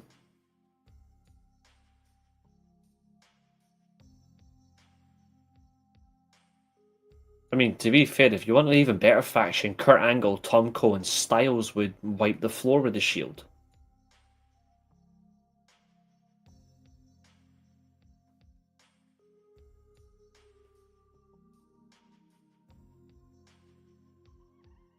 I think people only... The Shield have their moments of standing there, but they weren't brilliant. Team Angle versus Angle, Edge, and Christian. Team Angle. A more unified team.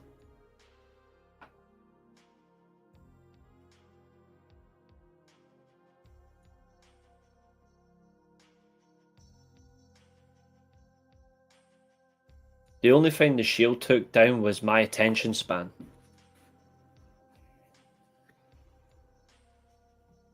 I nearly walked away from wrestling when they were a faction. And I didn't like when they returned as a faction either. Ha, get in, Bournemouth.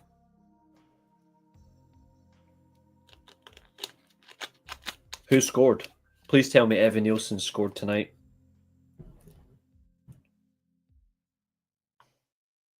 Hell, if they done them properly, Styles, Anderson, and Gallows wipe the floor with the Shield as well.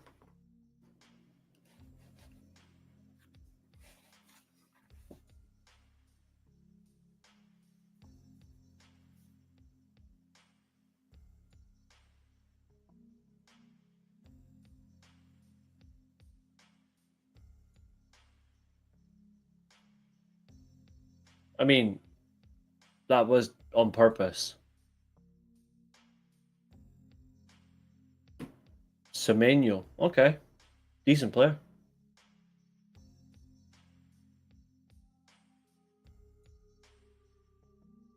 Death Triangle is the best faction, and well, that's for me the best trio that's been in AEW.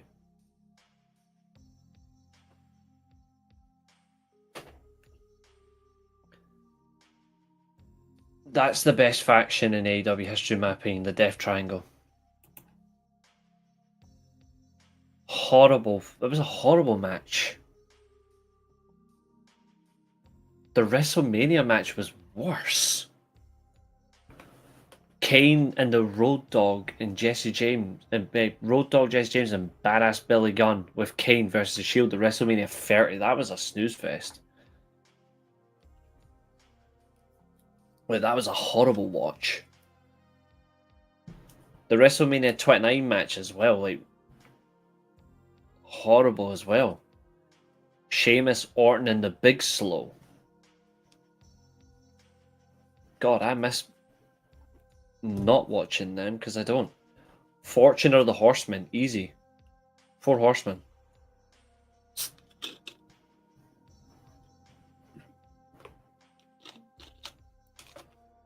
What about after they broke up? They all were great.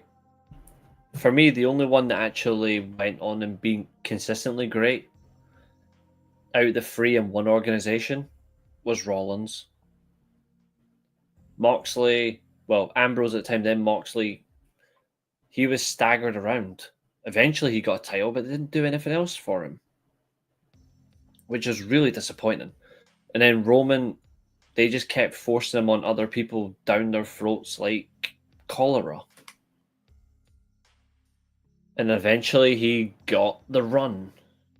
And it was one of the worst runs ever. Fucking hate the guy. You can see in this tag match, of course, all round really good working style between all three. I thought Timeless Tony Storm and Athena up on separate parts of the crowd was excellent. I really enjoyed their presence at ringside.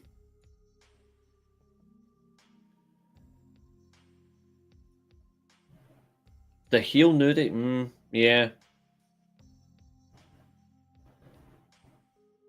Pretty much the latter part, Lark Bark. The trouble is well, they just sucked.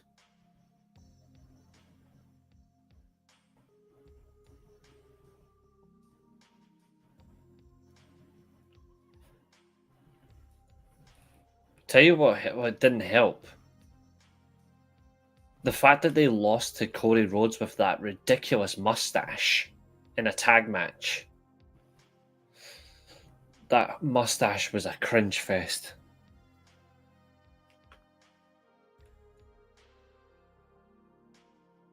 Bullet Club or NWO? Ooh.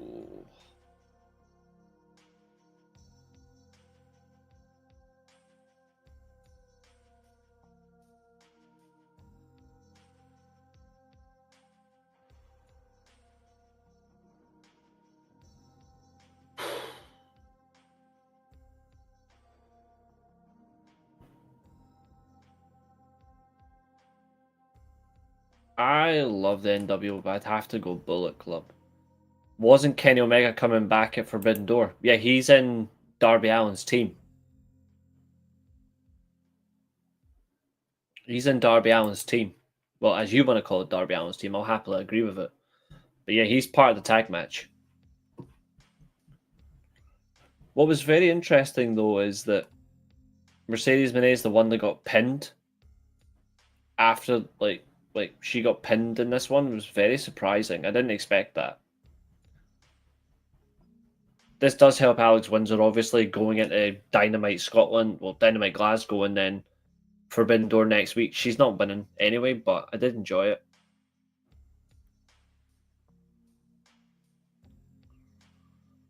The problem is with Moxley is they kept lowballing him. They kept lowballing him, and they didn't, which was no need.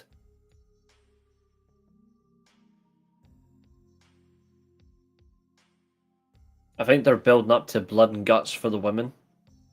I think that is coming. I'm eager to see who's going to be involved as not only teammates, but as captains. And I think next week, I have to say this now, because she's been a great champion. For me, next week, Toni Storm must lose to Athena. I don't care if she's still the Ring of Honor Forever Women's World Champion. I don't care. For me, Athena must defeat Toni Storm and become World Champion.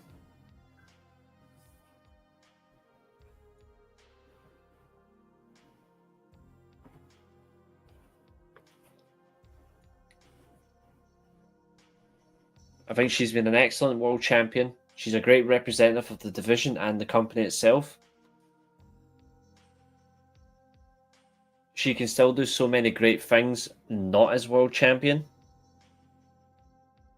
But next week, Athena must beat Toni. She must win.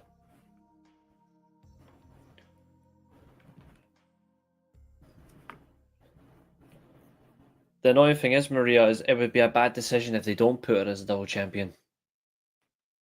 Because she actually would do so many great things with that title. And the longer they wait, the longer they miss out on something special.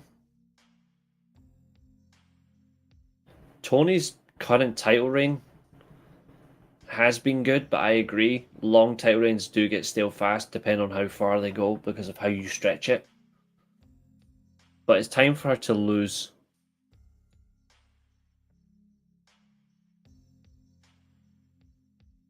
The thing is, Rollins was part of the authority, but he was like the main protection of it. But he was actually delivering good TV matches, good pay-per-view matches, whereas Ambrose was just any opportunity he can get, he was really coming down. And it was letting him fall easy. Like, it wasn't until he became champion that they actually gave him something to do.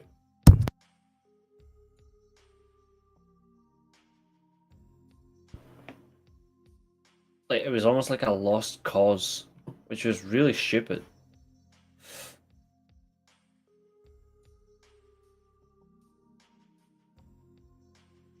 The match was terrible, but the involvement of the crowd was funny.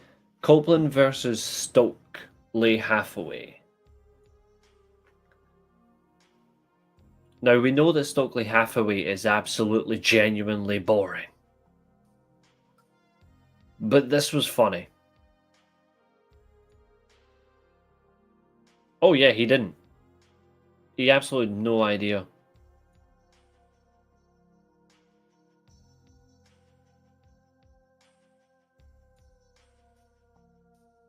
Yeah, they had to keep Roman Reigns with that theme song because that's all he was. Mox's most high profile match his entire run in WWE was when he lost to Triple H.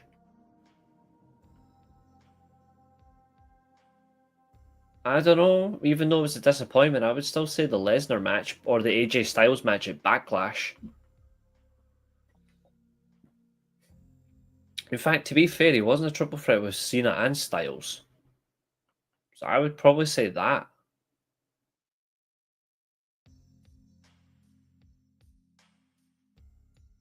But yeah, the Stokely Hathaway match, like, I thought it was funny the way they started with he made 2 spears and obviously the crowd started chanting holy shit, which was genuinely just really funny. But the crowd involvement just to take the piss out of Stokely was genuinely funny. Yeah, it was. It was just they invested in the wrong guy. They invested in the wrong member of the Shield. Long term in Roman Reigns. They invested badly. I don't care if he had a record reign. It's a fraudulent title reign.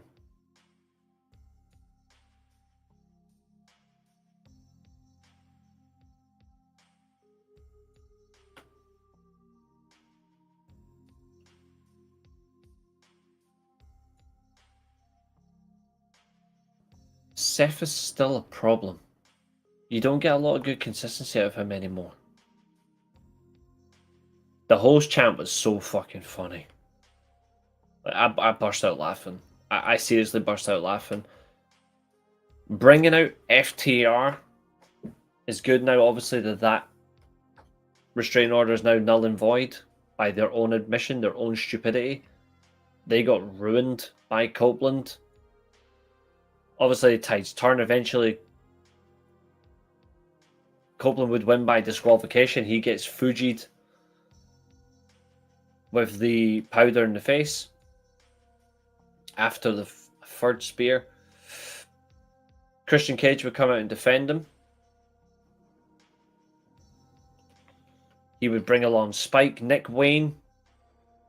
I'm not a little hard on Seth Rollins. I'm a bigger fan of Seth Rollins than any of you guys could imagine. But he doesn't consistently have good TV and pay-per-view matches back-to-back anymore. I've actually said that so many times, I'm not changing my mind. Like, when was the last time Seth Rollins had a great pay-per-view, then a great TV, then a great pay-per-view, and a great TV, all back-to-back-to-back? 2015, 2016, 2017. Since then, no. Of course. Lucky bastards, eh?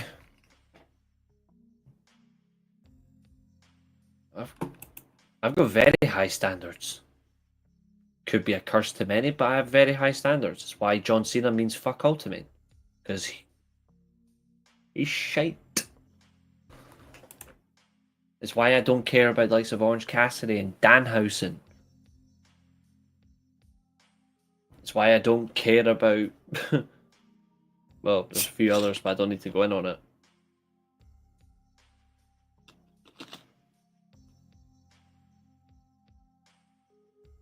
Bronson Reed stealing shoes is why I don't take Bronson Reed seriously anymore.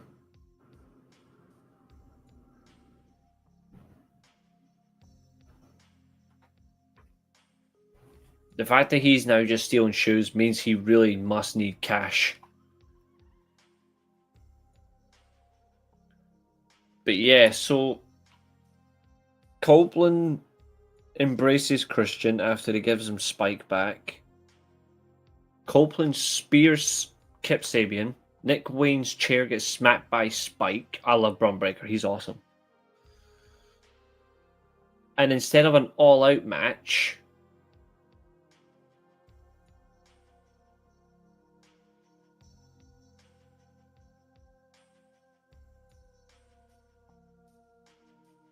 it's Nick Wayne and Kip Sabian versus Copeland and Christian Cage at Forbidden Door.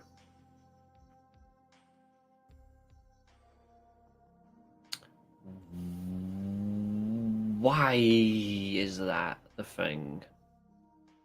Eddie Kingston steals people's excitement for a living. He is awful. Cody Rhodes was already world champ. Like, if you think about it, he was already world championship material. Chris Jericho, in my opinion, is the reason why he got that. I mean, it was right there for the taking. That match with Chris Jericho at Full Gear in 2019 is one of his best matches. I think what made him a world champion in WWE was the fact that he went back and was like, I'm done with this company. I'm going back here. The matches with Seth Rollins were actually okay. The Hell in a Cell match was extremely unnecessary for the situation, considering he was injured. Badly injured. He's a Muppet. Yep, it's the worst heel run I've ever seen. Horrible. Yeah, their Mania match was by far better. The Hell in a Cell certainly had a little bit of, oh, I'm getting dressed up in polka dots. But it flatters to deceive because of the injury. That's not a Hell, and that's like, the Hell is definitely his arm and his shoulder and the pec, etc. But that should never have been allowed to go ahead. I want Jericho to do things on his own. Jericho doesn't need anybody. He's got himself in very good shape. He looks ripped. Jericho just needs to go back to what I suggested not long ago. He comes out dressed like the guy who's not like, I'm here to save myself. When he turned heel in 2008, wears the suits, wrestles like the Painmaker. If anything, I don't want to see Chris Jericho go back to WWE. That's what I don't want to see. Jericho needs to retire where he is in the best shape of his life that he's been in a long time. I want to see him come back the way he is.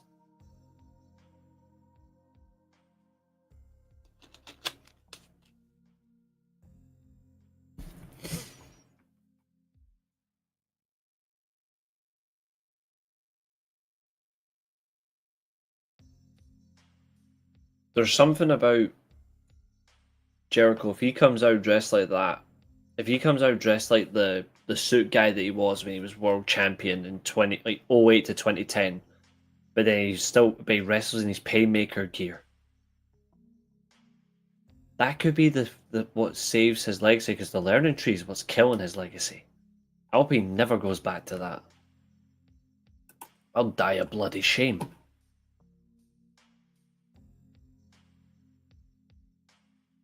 I think the only thing Jericho can do if he goes back to WWE is he becomes a 10-time Intercontinental Champion. That's it.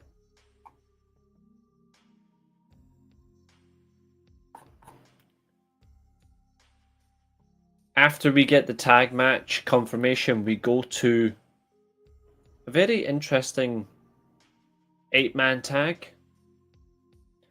The conglomeration with mystery partner Hiromu Takahashi, the Time Bomb, versus the Don Callis family and the Young Bucks. Plain and simple, the best bit of this match was Takahashi.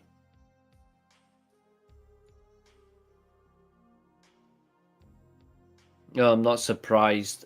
When you get that one goal, they just take up a notch on the crowd. The Young Bucks entrance was absolutely funny. Really enjoyed it. I love this. I love this match, but I love the follow up. There's your match for Forbidden Door. You want a sleeper match, a match that's going to potentially be the best in the night. Takahashi versus Kyle Fletcher for the TNT title generally could be the best there. I'm not kidding. Justin Roberts got smoked.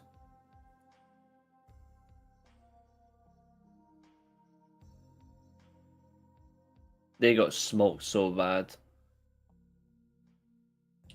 Takahashi would actually get the win with the Time Bomb on Josh Alexander.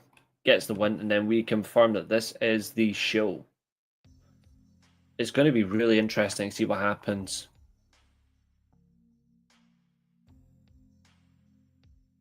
No worries, Roy Sheen, no problem. Hey, your founding fathers, damn it.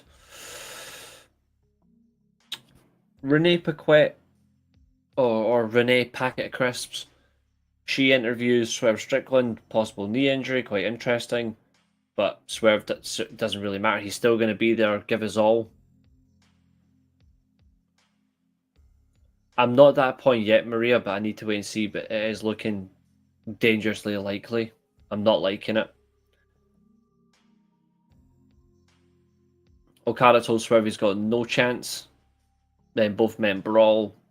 Okada is going to absolutely wreck him next week. He is going to wreck him.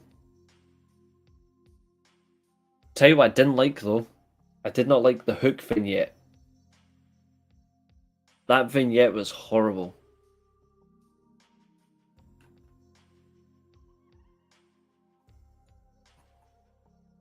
And then your main event, obviously, is the Ops versus LFI.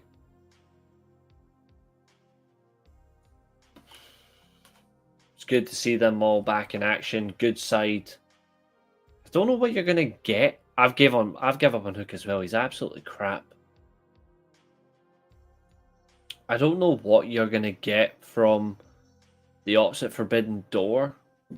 There's no challenge for them. There's no match listed. So what are you gonna get? Hook's boring.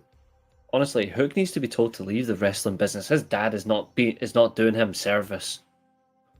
Get him told, mate, you're not good for wrestling. Fucking leave the business. But yeah, so the Ops win the match, but then we obviously get the ending with the Hangman Hangman getting attacked by MJF. And he promised to make his life a living hell. I love that. Good way to end the show. Wasn't a great Dynamite, but it was not a bad show either. Like it was alright. It was alright.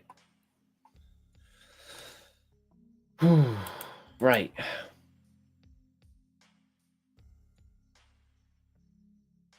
Let's get through TNA.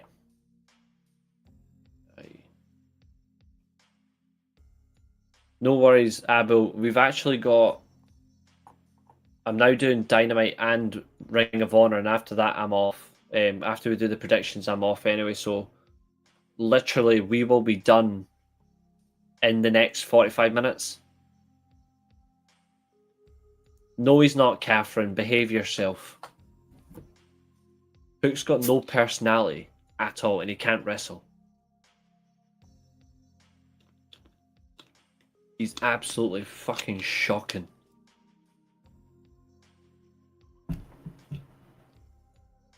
Hook had the chance to mean something, now he's a dick. Honestly, he's an absolute fucking fraud. But yeah, Impact. Okay. Question is, who am I giving the points to? Am I giving the points to TNA or am I giving the points to Ring of Honor? Well, I can tell you for sure. Oh dear. She does. Catherine hates talent, but she likes Hook, so that's quite scary.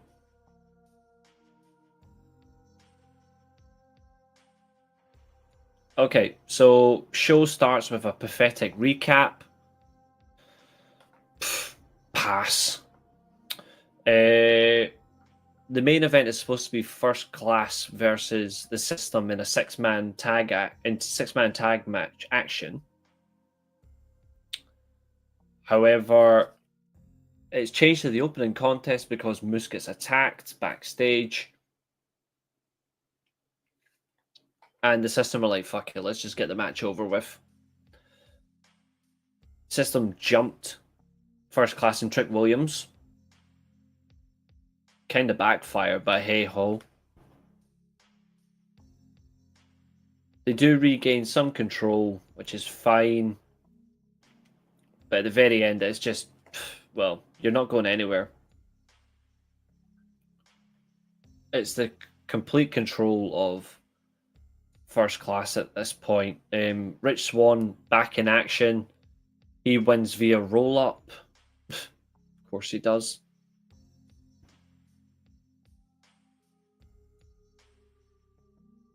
And then it's confirmed as well after this by Tom Hannafan. It's confirmed that First Class and Trick Williams did attack Moose ahead of their title match at Emergence. So we know what's happening there. A couple of squash matches coming up next. Like in terms of speed, we've got Danny Luna and Indy Hartwell versus Myla Grace and Harley Hudson. 3 UK talents in this match. Luna, Grace, and Hudson. This match was okay. It's not overly special. I feel like it's a lot less time than they deserved, which I don't understand why. Like, why are we rushing these matches? You've got a 2-hour broadcast. Give them more time. But no, we're just gonna rush it. This match goes less than 4 minutes. Embarrassing.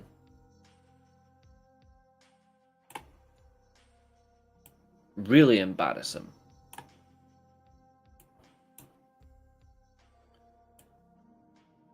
But Indy and Luna do win the match. Indy Hartwell gets the pin with the Hurt Donut. 3 minutes of this match is literally Hudson and Grace destroying Danny Luna. And then Indy Hartwell just gets the tag in win. That reminds me of Bianca Belair and Jade Clumpgill. Disappointing. Really disappointing from how TNA have booked knockouts here.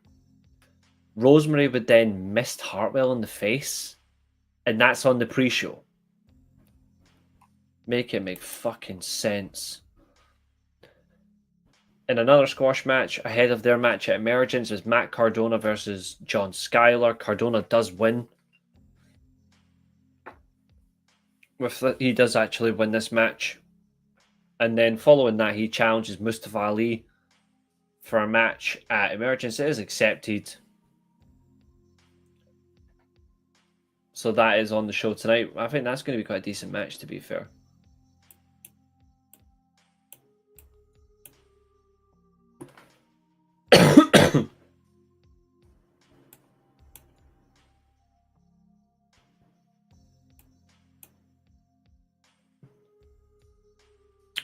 Backstage, you can always see it as a digital exclusive, but we see Danny Luna and Jody Fred. They get chased away by the trainer, who was trying to clean off the mist from Indy Hartwell's face. I'm starting to really... I'm not sure what they're aiming for this. I'm not interested in the recap crap from NXT because fuck that company. What do you mean the illusion of Swerve Strickland? What illusion? Swerve's that like generally one of the top guys in the company. As is Okada, to be fair. Santino Marella, of course, he's up next.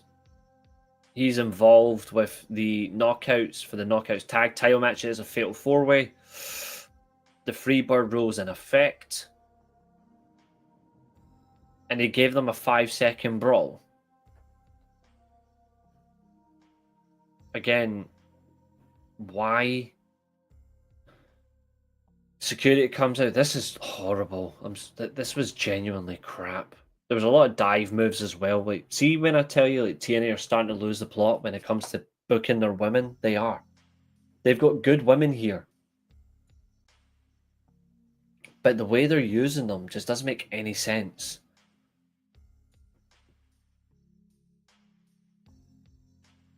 Yeah, that's a good line. But it is Swerve's house. It is really good stuff. And again, the hometown man is back in action. Get him fucking gone. Mance Warner and Steph DeLander have been suspended for their behavior in Santino's office. I mean, they're only a real life couple. They're only doing what couples do. Santino Marella, that obviously is now escaped the ring. We do get Mike Santana versus Eric Young. Again, short match. What the fuck? Swerve's house is always a manner of speech.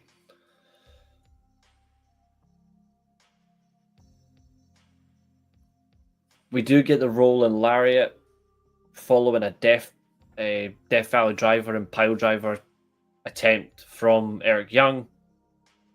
Rolling cutter, top rope elbow, all the big hits. Only one winner, that's Mike Santana. He then gets jumped by the Northern Armory, to which point his opponent for tonight, Sami Callihan, comes out and saves him. I'm not even going to discuss the NXT recap about Joe Hendry, Charlie Dempsey, or that dark pish. Not interested at all. Frankie Kazarian gives his King's speech, which features Steve Macklin and Jake Something. They're tying up for their match for this weekend. This was a good segment, especially the Black Hole Slam. Like, Kazarian just mugged him, but then because of that thumbs on the mic, thumbs in the eye distraction, this will be a good match to watch. I think this match might open the show. Obviously, added to the show, System versus First Class, Mustafa Ali versus Matt Cardona, Indy Hartwell versus Rosemary. Those two are on the... Well, Ali versus Matt Cardona and System versus First Class are on the main show. Indy Hartwell versus Rosemary is on the pre-show, which will include probably Ice Cube's pathetic son and the busted open plebs. Steve Macklin is underrated, 100%. Digital exclusive again, Sami Callihan promised to retire if he loses at Emergence. So, Mike Santana, you better win. Cedric Alexander and the Rascals versus the Hardys and Leon Slater. This went about 20 minutes. And for a main event, incredible match. And you get the 450 over the ropes as well. Like, we get the poultry in motion, side effects, big splashes. We get the triple twist of fate, the twist of slates. So good.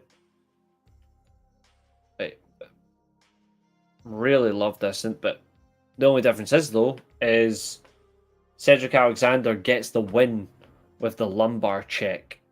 He's pinned the champion.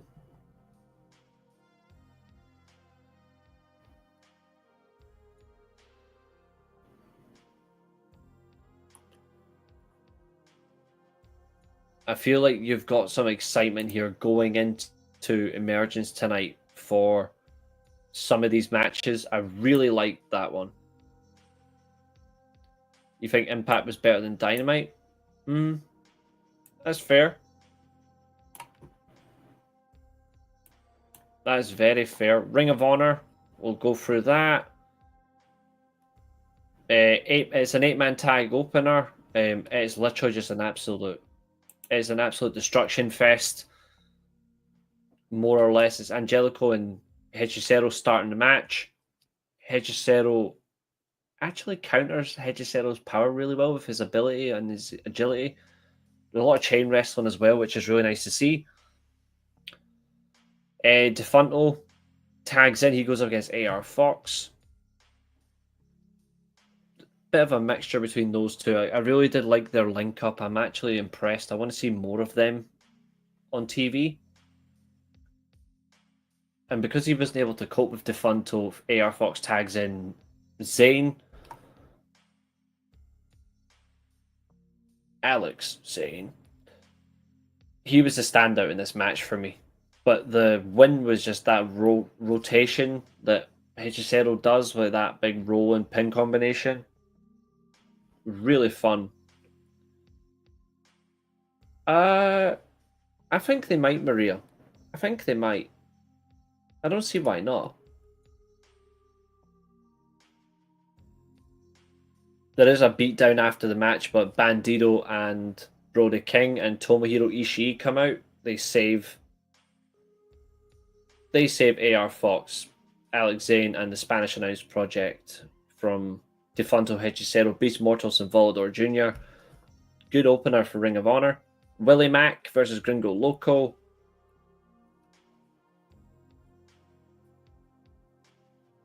I just thought these two just wanted to just show who was a much more dominant big man, and it was actually a good match. I really enjoyed it. I think Willie Mack has managed to turn things around for himself. He's got himself in a nice rhythm.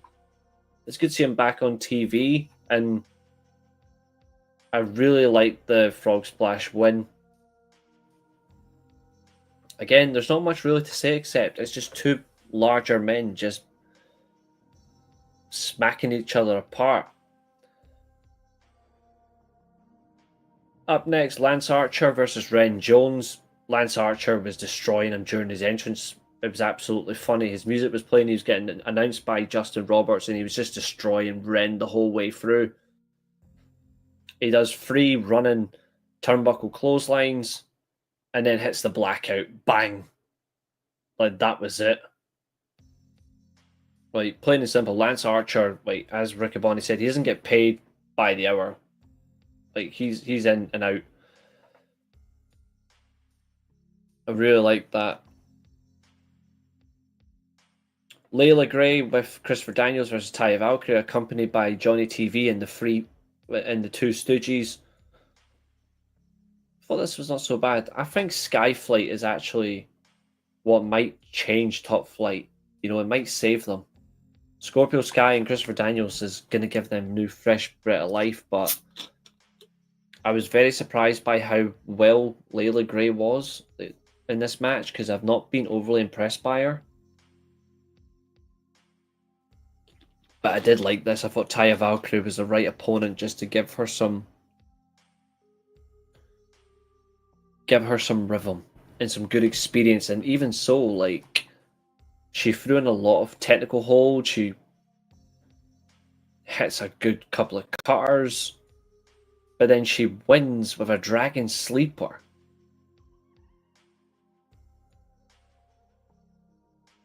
Really, I like that. Really like that. Backstage, Willie Mack praises the fact that he's happy to be back on TV.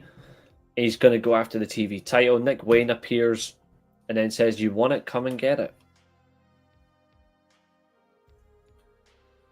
2 matches to go, then prediction time. Tomohiro Ishii versus Oro.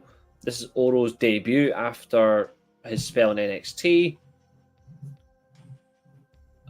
Plain and simple, there was no code of honor from a babyface. weird. Layla Gray's not too bad. I'm starting to become more interested in her now after last night's performance. Ishii, the babyface, refused the code of honor and just chose to brutalize Oro. They should have changed up. Ishii at this point should have worked heel, but he didn't. He kept working as a babyface. This was bad. This was really bad. But Oro was excellent. I thought his speed, his agility, his high flying offense. Ishii didn't know how to handle it. The suplex was good. I quite liked that, but eventually it got to the point where Ishii's like, right, I'm done. He hits a front suplex, then a chop, obviously hits the big lariat, but the brainbuster struggled. Oro would then hit a springboard moonsault, the dragon suplex to a 2 count. We then got a headbutt face off. I'm not a fan of trading headbutts. It just isn't a good spot. Oro hits a springboard thrust kick and then goes for a hammerlock, but gets caught, and then Ishii hits him with the brainbuster for the win. This is a good debut, but again, Ishii refusing the code of honor doesn't make sense. Ishii needs to go back to Japan and stay there. Replace him with Naito. He's not assigned to anybody, so just bring in Naito. Main event, again, Lee Moriarty. What more can I say about this man? He is one of the best technical wrestlers in the world. I absolutely love watching Lee Moriarty. And Zelua, again, this was exciting for these two. And the fact that we went 10 minutes in the Pure Rose Proving Ground match, I don't get why Ring of Honor is an hour. Why is it not 90 minutes?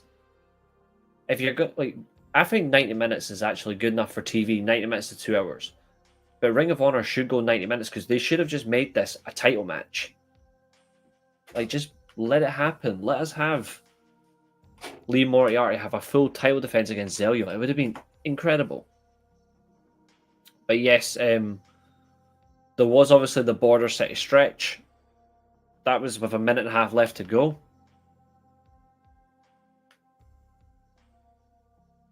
Don't give up on Lee Moriarty. That's all I'm going to say. I wouldn't do that. He's really good at putting people over.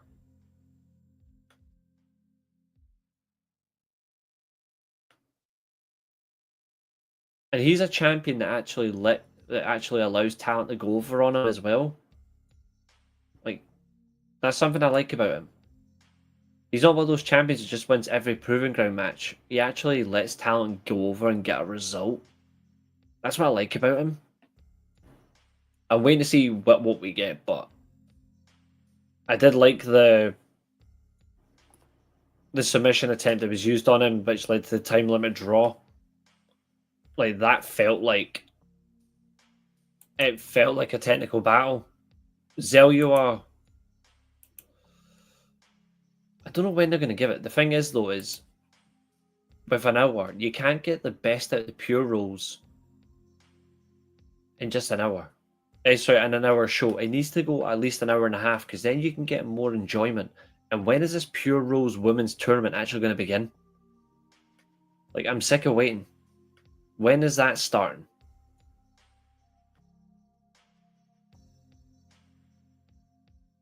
Like, I don't get that. Okay. It is time. I enjoyed all 3 shows this week. There's some flaws in all 3 shows, but I still like them all. But in terms of awarding the point, I don't think I'm going to award it this week because I feel like I'm going to give it a tie. But yes, so it is time. And I'll keep myself off camera for this one. You guys can still hear me, but you don't need to see me. We are going to do our predictions for Emergence. So, what are we all thinking? One by one, obviously the champion is in here as well. Let's do this.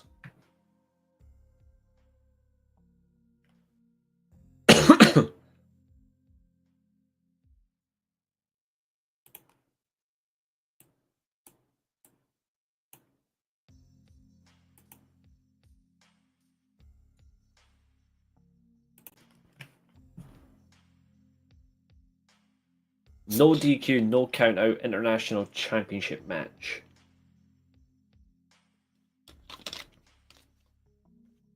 I feel like the way that Impact ended in their segment, I'm expecting this to be a Jake something favourite to win.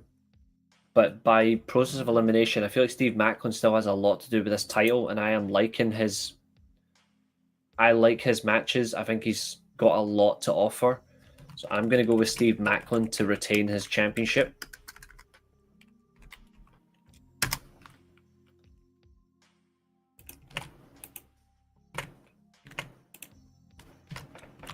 I think everybody's likely to go on that route as well. I've got so much. I've been a Steve Macklin fan for a long time. We'll do one prediction at a time, guys.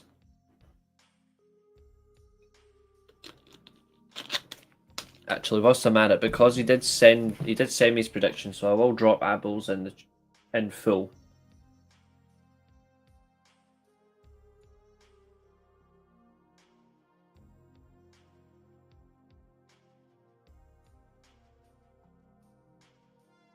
Oh wow, Sean Kingston has been sentenced to 3.5 years in jail. Jesus Christ. I won't say what for, but Jesus Christ, he is absolutely fucking disgusting. Right, Abel's also gone for Steve Macklin. He's gone for Macklin. He's gone for... That's too big a font, what the hell?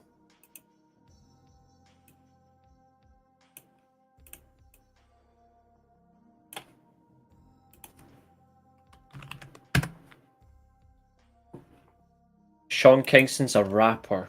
I will not say why he's been sentenced though. I changed that fucking...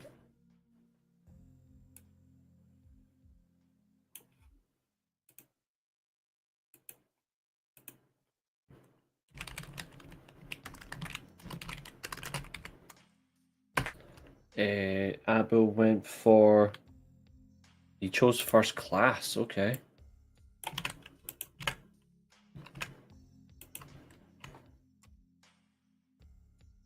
That is true, Lark Bark. He's gone for Mike Santana. Jesus Christ, Abel's actually picked the NXT tag team to win.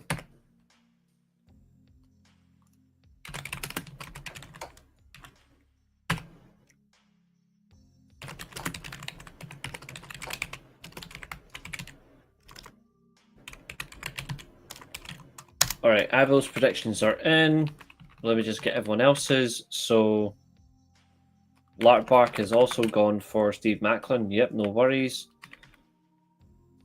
Fernando's gone for Steve Macklin. Maria's gone for Steve Macklin. And Catherine's gone for Steve Macklin. Okay, so we need...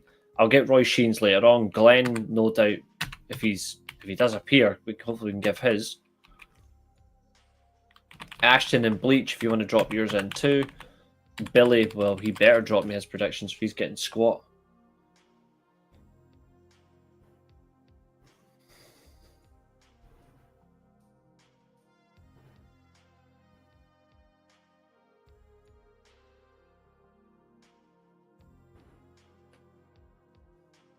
Mustafa Ali versus Matt Cardona.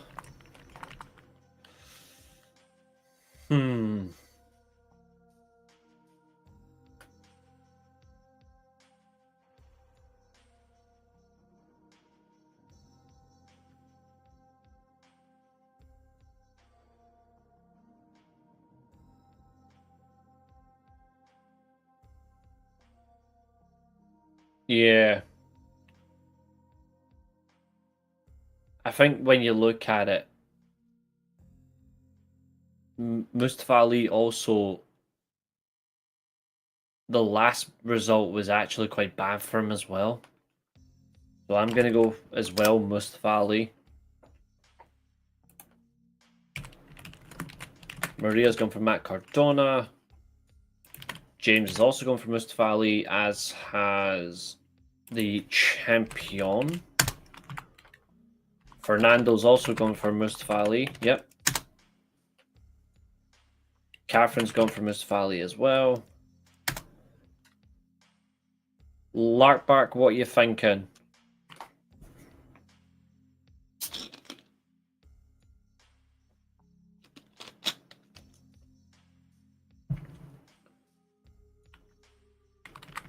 I think the way they've returned, I do think First Class will win this. I'm thinking that they will, just the way that they won it, but it was won by a roll-up. I don't know if they'll do the same result twice. Larkbark's gone Mustafa Ali as well. Okay. I don't think we're going to expect much of the same result twice. So I will go... I'm going with the system.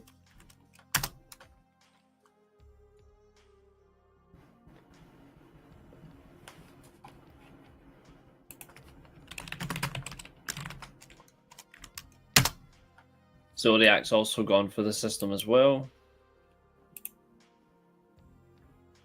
Maria's gone for the system.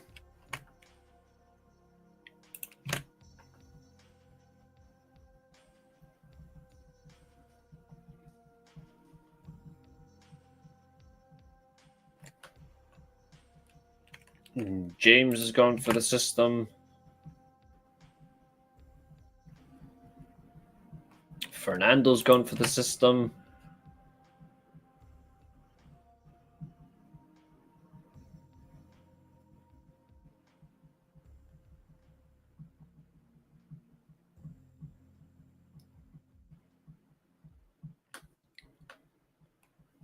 Larkbark's also gone for the system, so only Abel's gone for First Class. I'm not overly excited by this match, though. I feel this match, for me, is genuinely going to be shit. This, however, I got a bad feeling. I think if Sami Callihan does beat Santana, it's probably because he turns heel.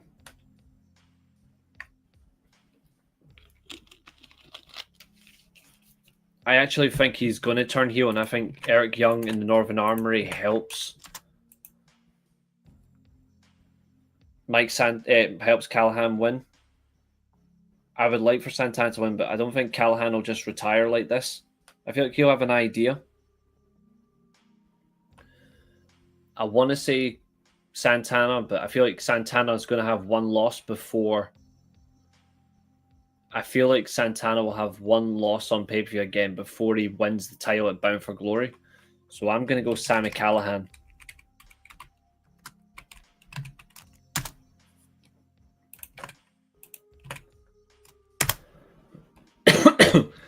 Zodiac has gone for Mike Santana. No problem.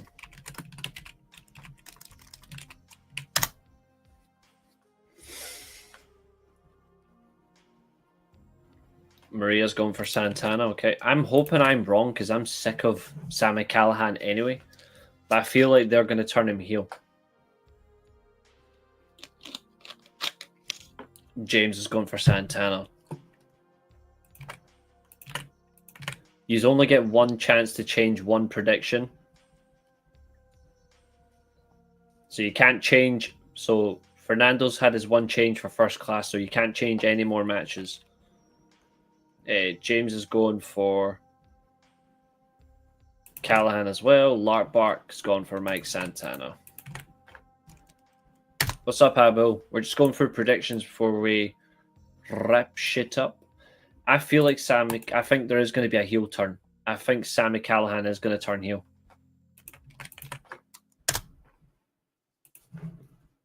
And I feel like you're going to get the Cactus Driver and the Pile Driver on Santana at Emergence. I got a sneaky feeling. I feel like Callihan will retire at some point, but I don't know when. Zodiac's going for the Elegance brand. Just to make you clear, it's the Heather by Elegance and M by Elegance.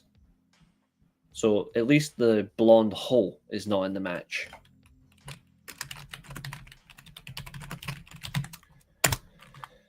But I still hate this faction.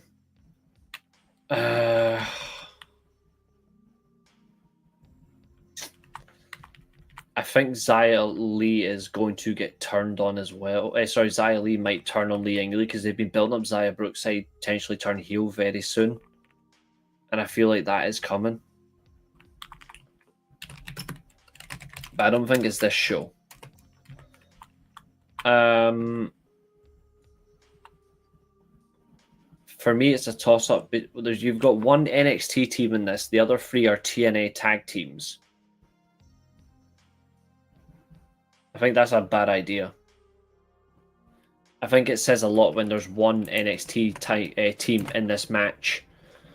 It almost makes it feel like it's a duplicitous feeling, you know what I mean? Like, it feels like because there's only one NXT women's team in this Knockouts tag match for the titles, and it's not an elimination rules, it's just one fall to a finish. I feel like that's a trick. And not a good one. The Knockouts title isn't even on the line as well. That's been defended at Heatwave, which I don't understand that.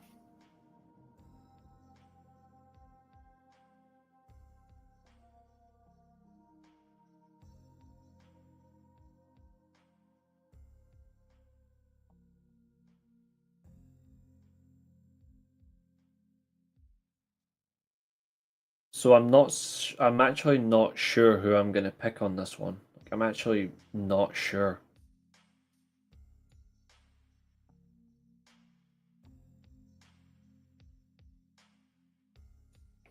Catherine's going for the whole squad as well. James is going for the inspiration. See, I picked them at Slammiversary and they let me down. But I do feel like they are going to, at some point, win the tag titles. It just seems obvious. Can I get a good size on that? There we go.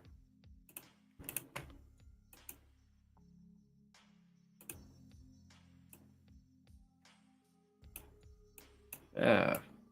Fuck it, why not?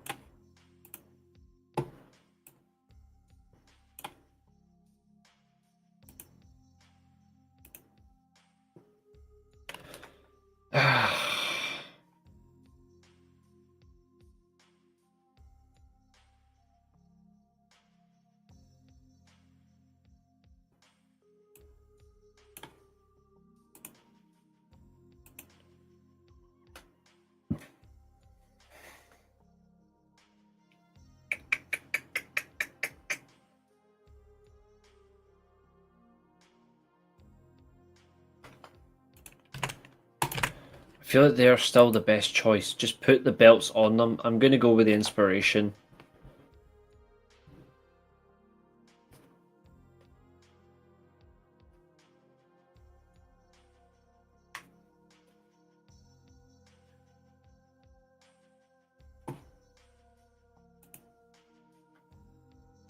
There's some good chat. That's just absolutely funny. I am definitely going with that one as well. Zodiac, 100%. There's no way Leon Slater does not. There's no way he doesn't lose. But I'll put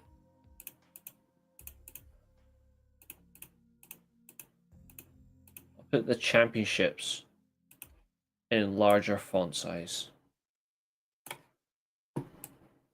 I think we're all gonna go for that.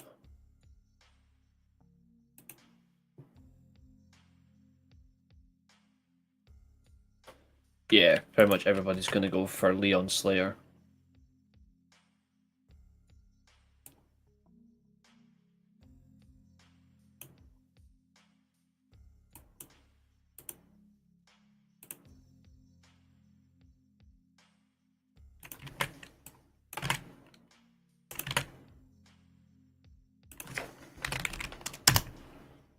There's no way they're having him lose. This guy is going to have a great run as champion. And I'm hoping, I'm begging,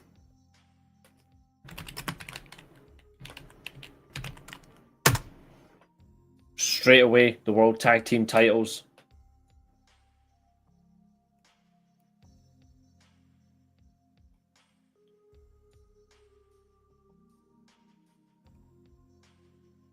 Is Larkbark put in, like, we need Larkbark to put in a prediction for the tag titles and Leon Slater versus Cedric Alexander. But I swear to God, like, tomorrow, well, tonight even, we need to see the Rascals win. Because the Hardys versus the freaking Team 3D should not be a title match. Yes. Larkbark's gone with the Rascals as well. Larkbark, who are you picking for the X Division match and the Fatal 4-Way?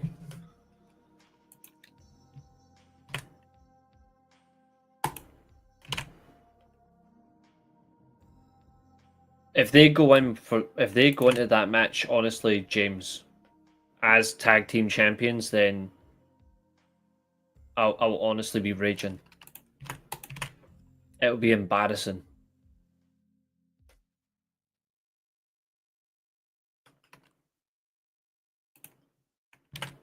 Maria's also going for the Rascals. I like the fact that it's Wentz versus Wentz and Myron Reed. I feel like that's a good partnership to get us in. Like, I like their dynamic. Catherine selling her soul for the Hardys. And Fernando. I mean, I do like the Hardys, but I don't want to see them at Bound for Glory versus the Dudleys. Well, one particular moron in particular, Flubba Dubba Ray Dudley.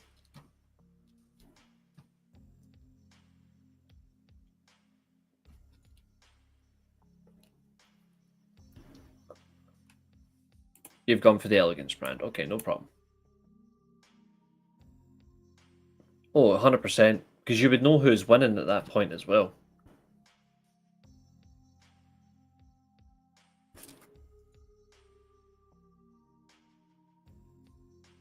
What's up, Temple Plays? I worry about Devon anyway.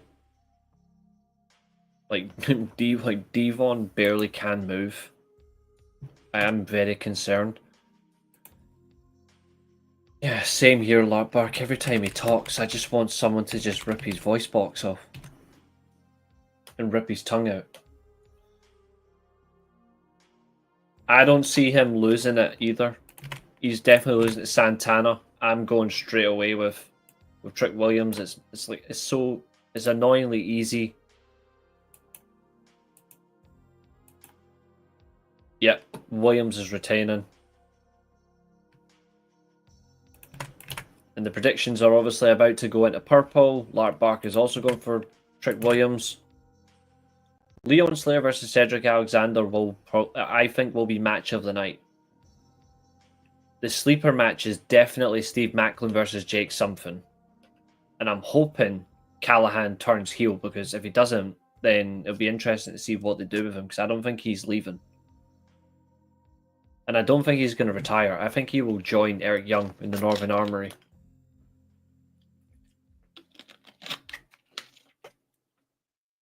I just have that feeling, you know? Oh, he's an absolute tool, Larkbark. 2 hours 45. That's not so bad.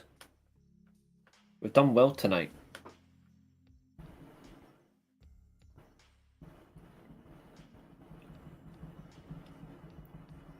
Once I get the last predictions, we're good. You're welcome, Zodiac. Once we get the final predictions from Catherine, Fernando, and Maria, we'll wrap up. I'll add Roy Sheen's predictions in as well. Don't worry, I won't leave her hanging. He does do the yoga, but I don't think he's capable enough to move. He might end up proving people wrong, but I don't want to see it. I think it's a bad call.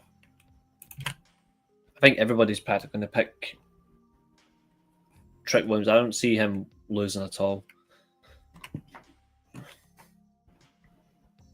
There's just no way.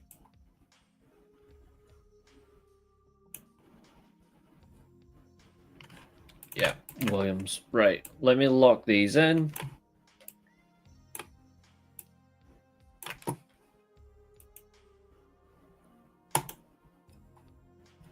Temple, you're more than welcome to join us in the predictions as well if you like. Remember, Zodiac, you must win to retain your championship. Oh, me too. Although, to be fair, you could instantly win it back at Forbidden Door, so that would be absolutely funny. Because you're the champion, I'm going to give it to you black and white. Actually, I'm giving myself the privilege because I'm host. But we'll give you yellow. If there's a tie, yep, it will go to the person with the same score. If there's a tie between two others and you, then it will go to the live chat. The live chat will make a determined decision on you.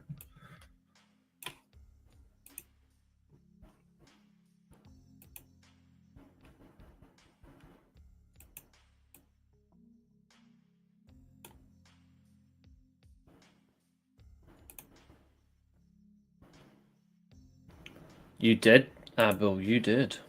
And then bottled it.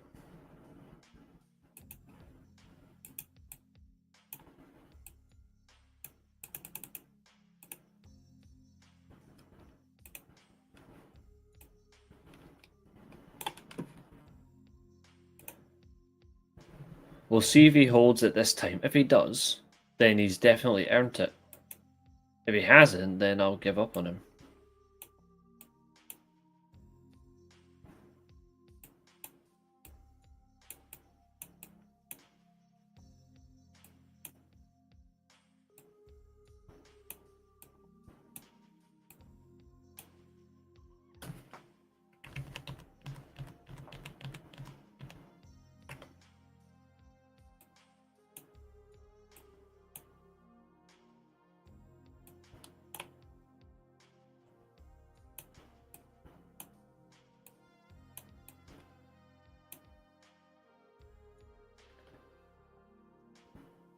That's correct.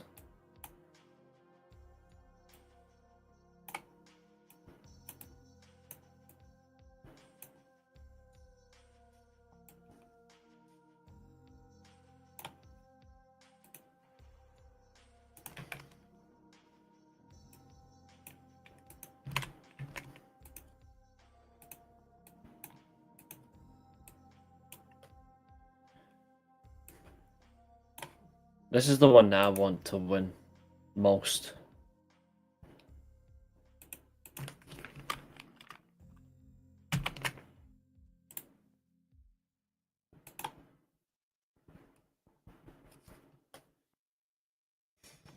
Yeah, it should be. I agree.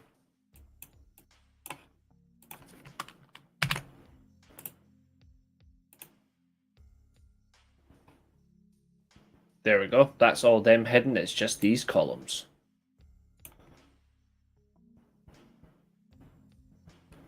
Let's see.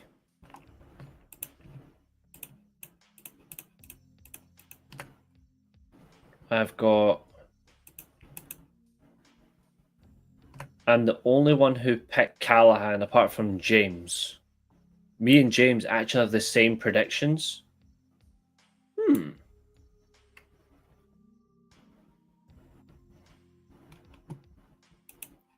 I swear if those NXT plebs actually win, I'll be disappointed.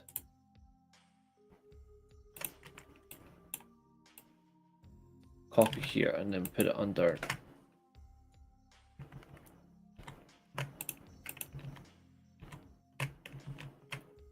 I'll need to bring some back. There we go.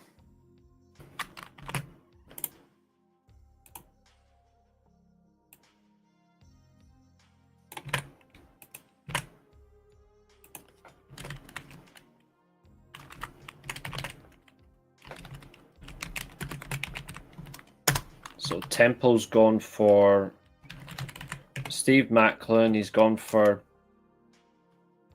Oh, he's gone for Callahan as well. Okay. This is interesting.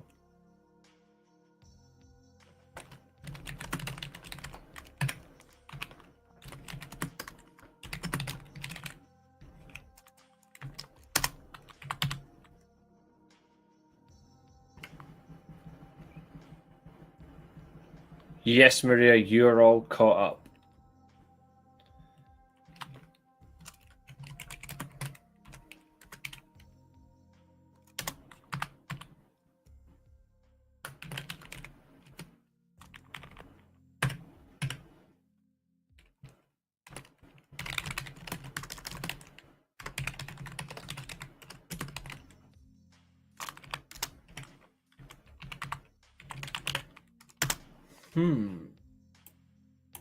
Interesting.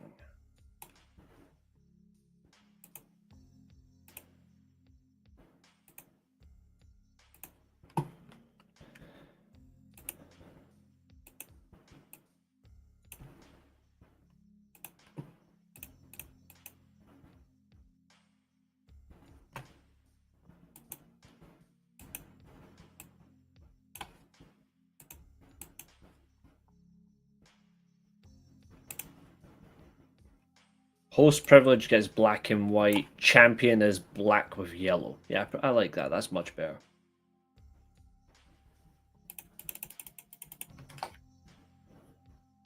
If they win the titles, then yep, and it definitely won't be a partnership even further at that point.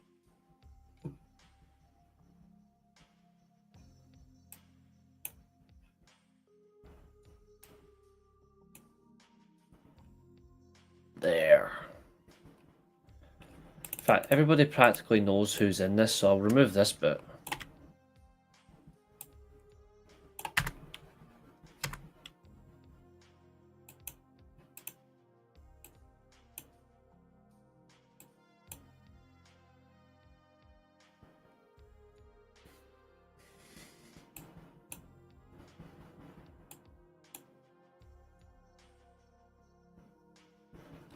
They're gonna do it, and people are gonna be like, "No, they won't." And I'm like, "Yeah, they will." And when they do it, I'll genuinely die inside. Like, I will hate that.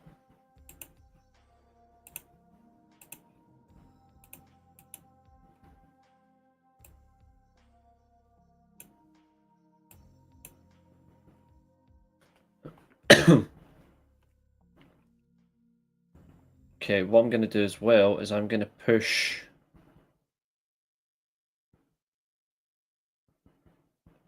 Not got their predictions, so I'm actually going to void. Billy will put his in later, so... Well, he said he was going to, so I'll put him up there, so...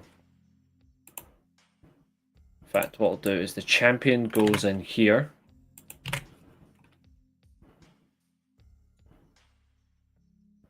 Better value for money. Forbidden Door. In fact, I'll put Roy Sheen down here, because she's going to add her predictions in.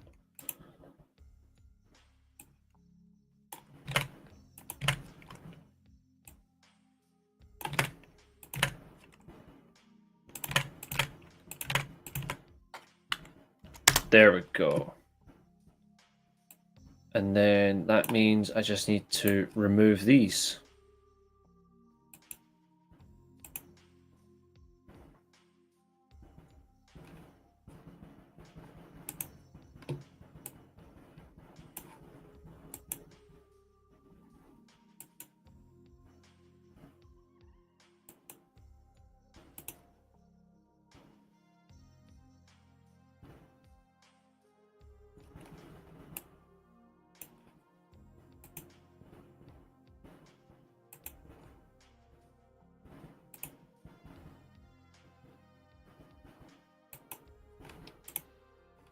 There we go. I'll be at Dynamite and Collision next week, but I won't be at Forbidden Door, not this year. But I'll be at All In next year though. So there we have it. Everyone's predicted. Everyone has settled for fun. Everyone has decided on who they're going with. But me, I'm just here to crack in and make it all fun, because that's what a good host does. Ladies and gentlemen, I thank you all. I hope you have a great night. And I'll see you back here tomorrow. I intend to have fun on Wednesday, thank you. It's going to be a crack on. I'll tell you how it goes. But in the meantime, all I can say is you guys are a great audience. You guys make the channel exciting. I thank you all. Everybody in the chat.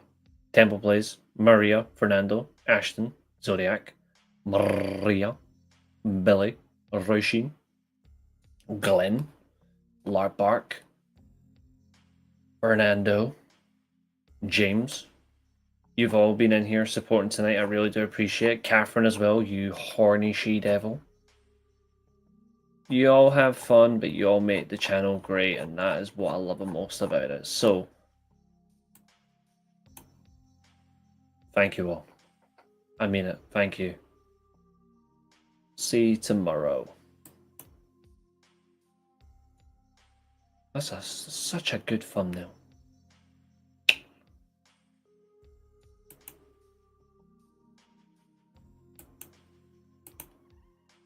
And today, our time comes to an end. This has been another exciting stream. Thank you very much for watching. And also, remember, if you get cracked over the head with a steel chair, you're not going to get concussion. You're just going to come back here. Goodbye.